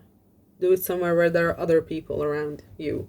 Other people see you, other people hear you. Okay, I think I'm gonna try this one last deck, and then I'm gonna do the Astro dice, and then I'm gonna let you go. Okay, please let me know about pile 3. What else about pile 3 and where their situation is heading? Please tell me about pile 3 and where their situation is going. Please tell me about pile 3 and where their situation is going. Please tell me about pile 3 and where their situation is going. Please tell me about pile 3 and where their situation is going. Please tell me about pile 3 and where their situation is going.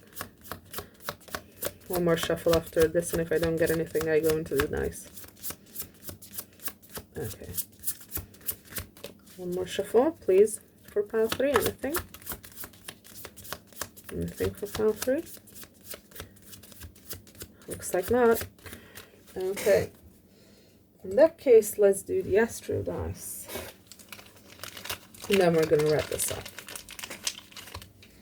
Okay, please tell me more about pile 3 and their connection and where it is headed. Please tell me more about pile 3. Okay. We have Sun, we have Sagittarius, and we have first house. A lot of ego energy with Sun and the first house. Ooh. And non-committal energy with the Sagittarius here. Yeah, this person could very well be a narcissist. And again, I'm not saying that lightly, because I don't like it when people say that other people are narcissists, because that's just, usually it's not correct in the slightest, and I don't condone that at all. But what it seems to be is that this person is like an egomaniac. That's definitely, this person only gives a fuck about themselves. This person only cares about themselves. Like I said, they are very immature. They are like no, this is like a kid. This is like a kid. Like their brain, their mind, their maturity level, their emotions are that of like a fucking 3-year-old boy. Like, I'm not kidding. This is like a fucking 3-year-old, this person. Don't try to reason with him, because it's not even worth it, and I don't even think you can. This person is just gonna gaslight you, and this person is just gonna manipulate you, so you will behave in a way that they want you to behave.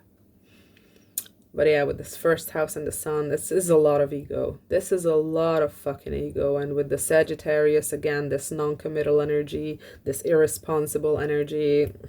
No. This person is just a huge ass fucking red flag. This person is just a huge fucking red flag. The way they are, like, no, don't indulge.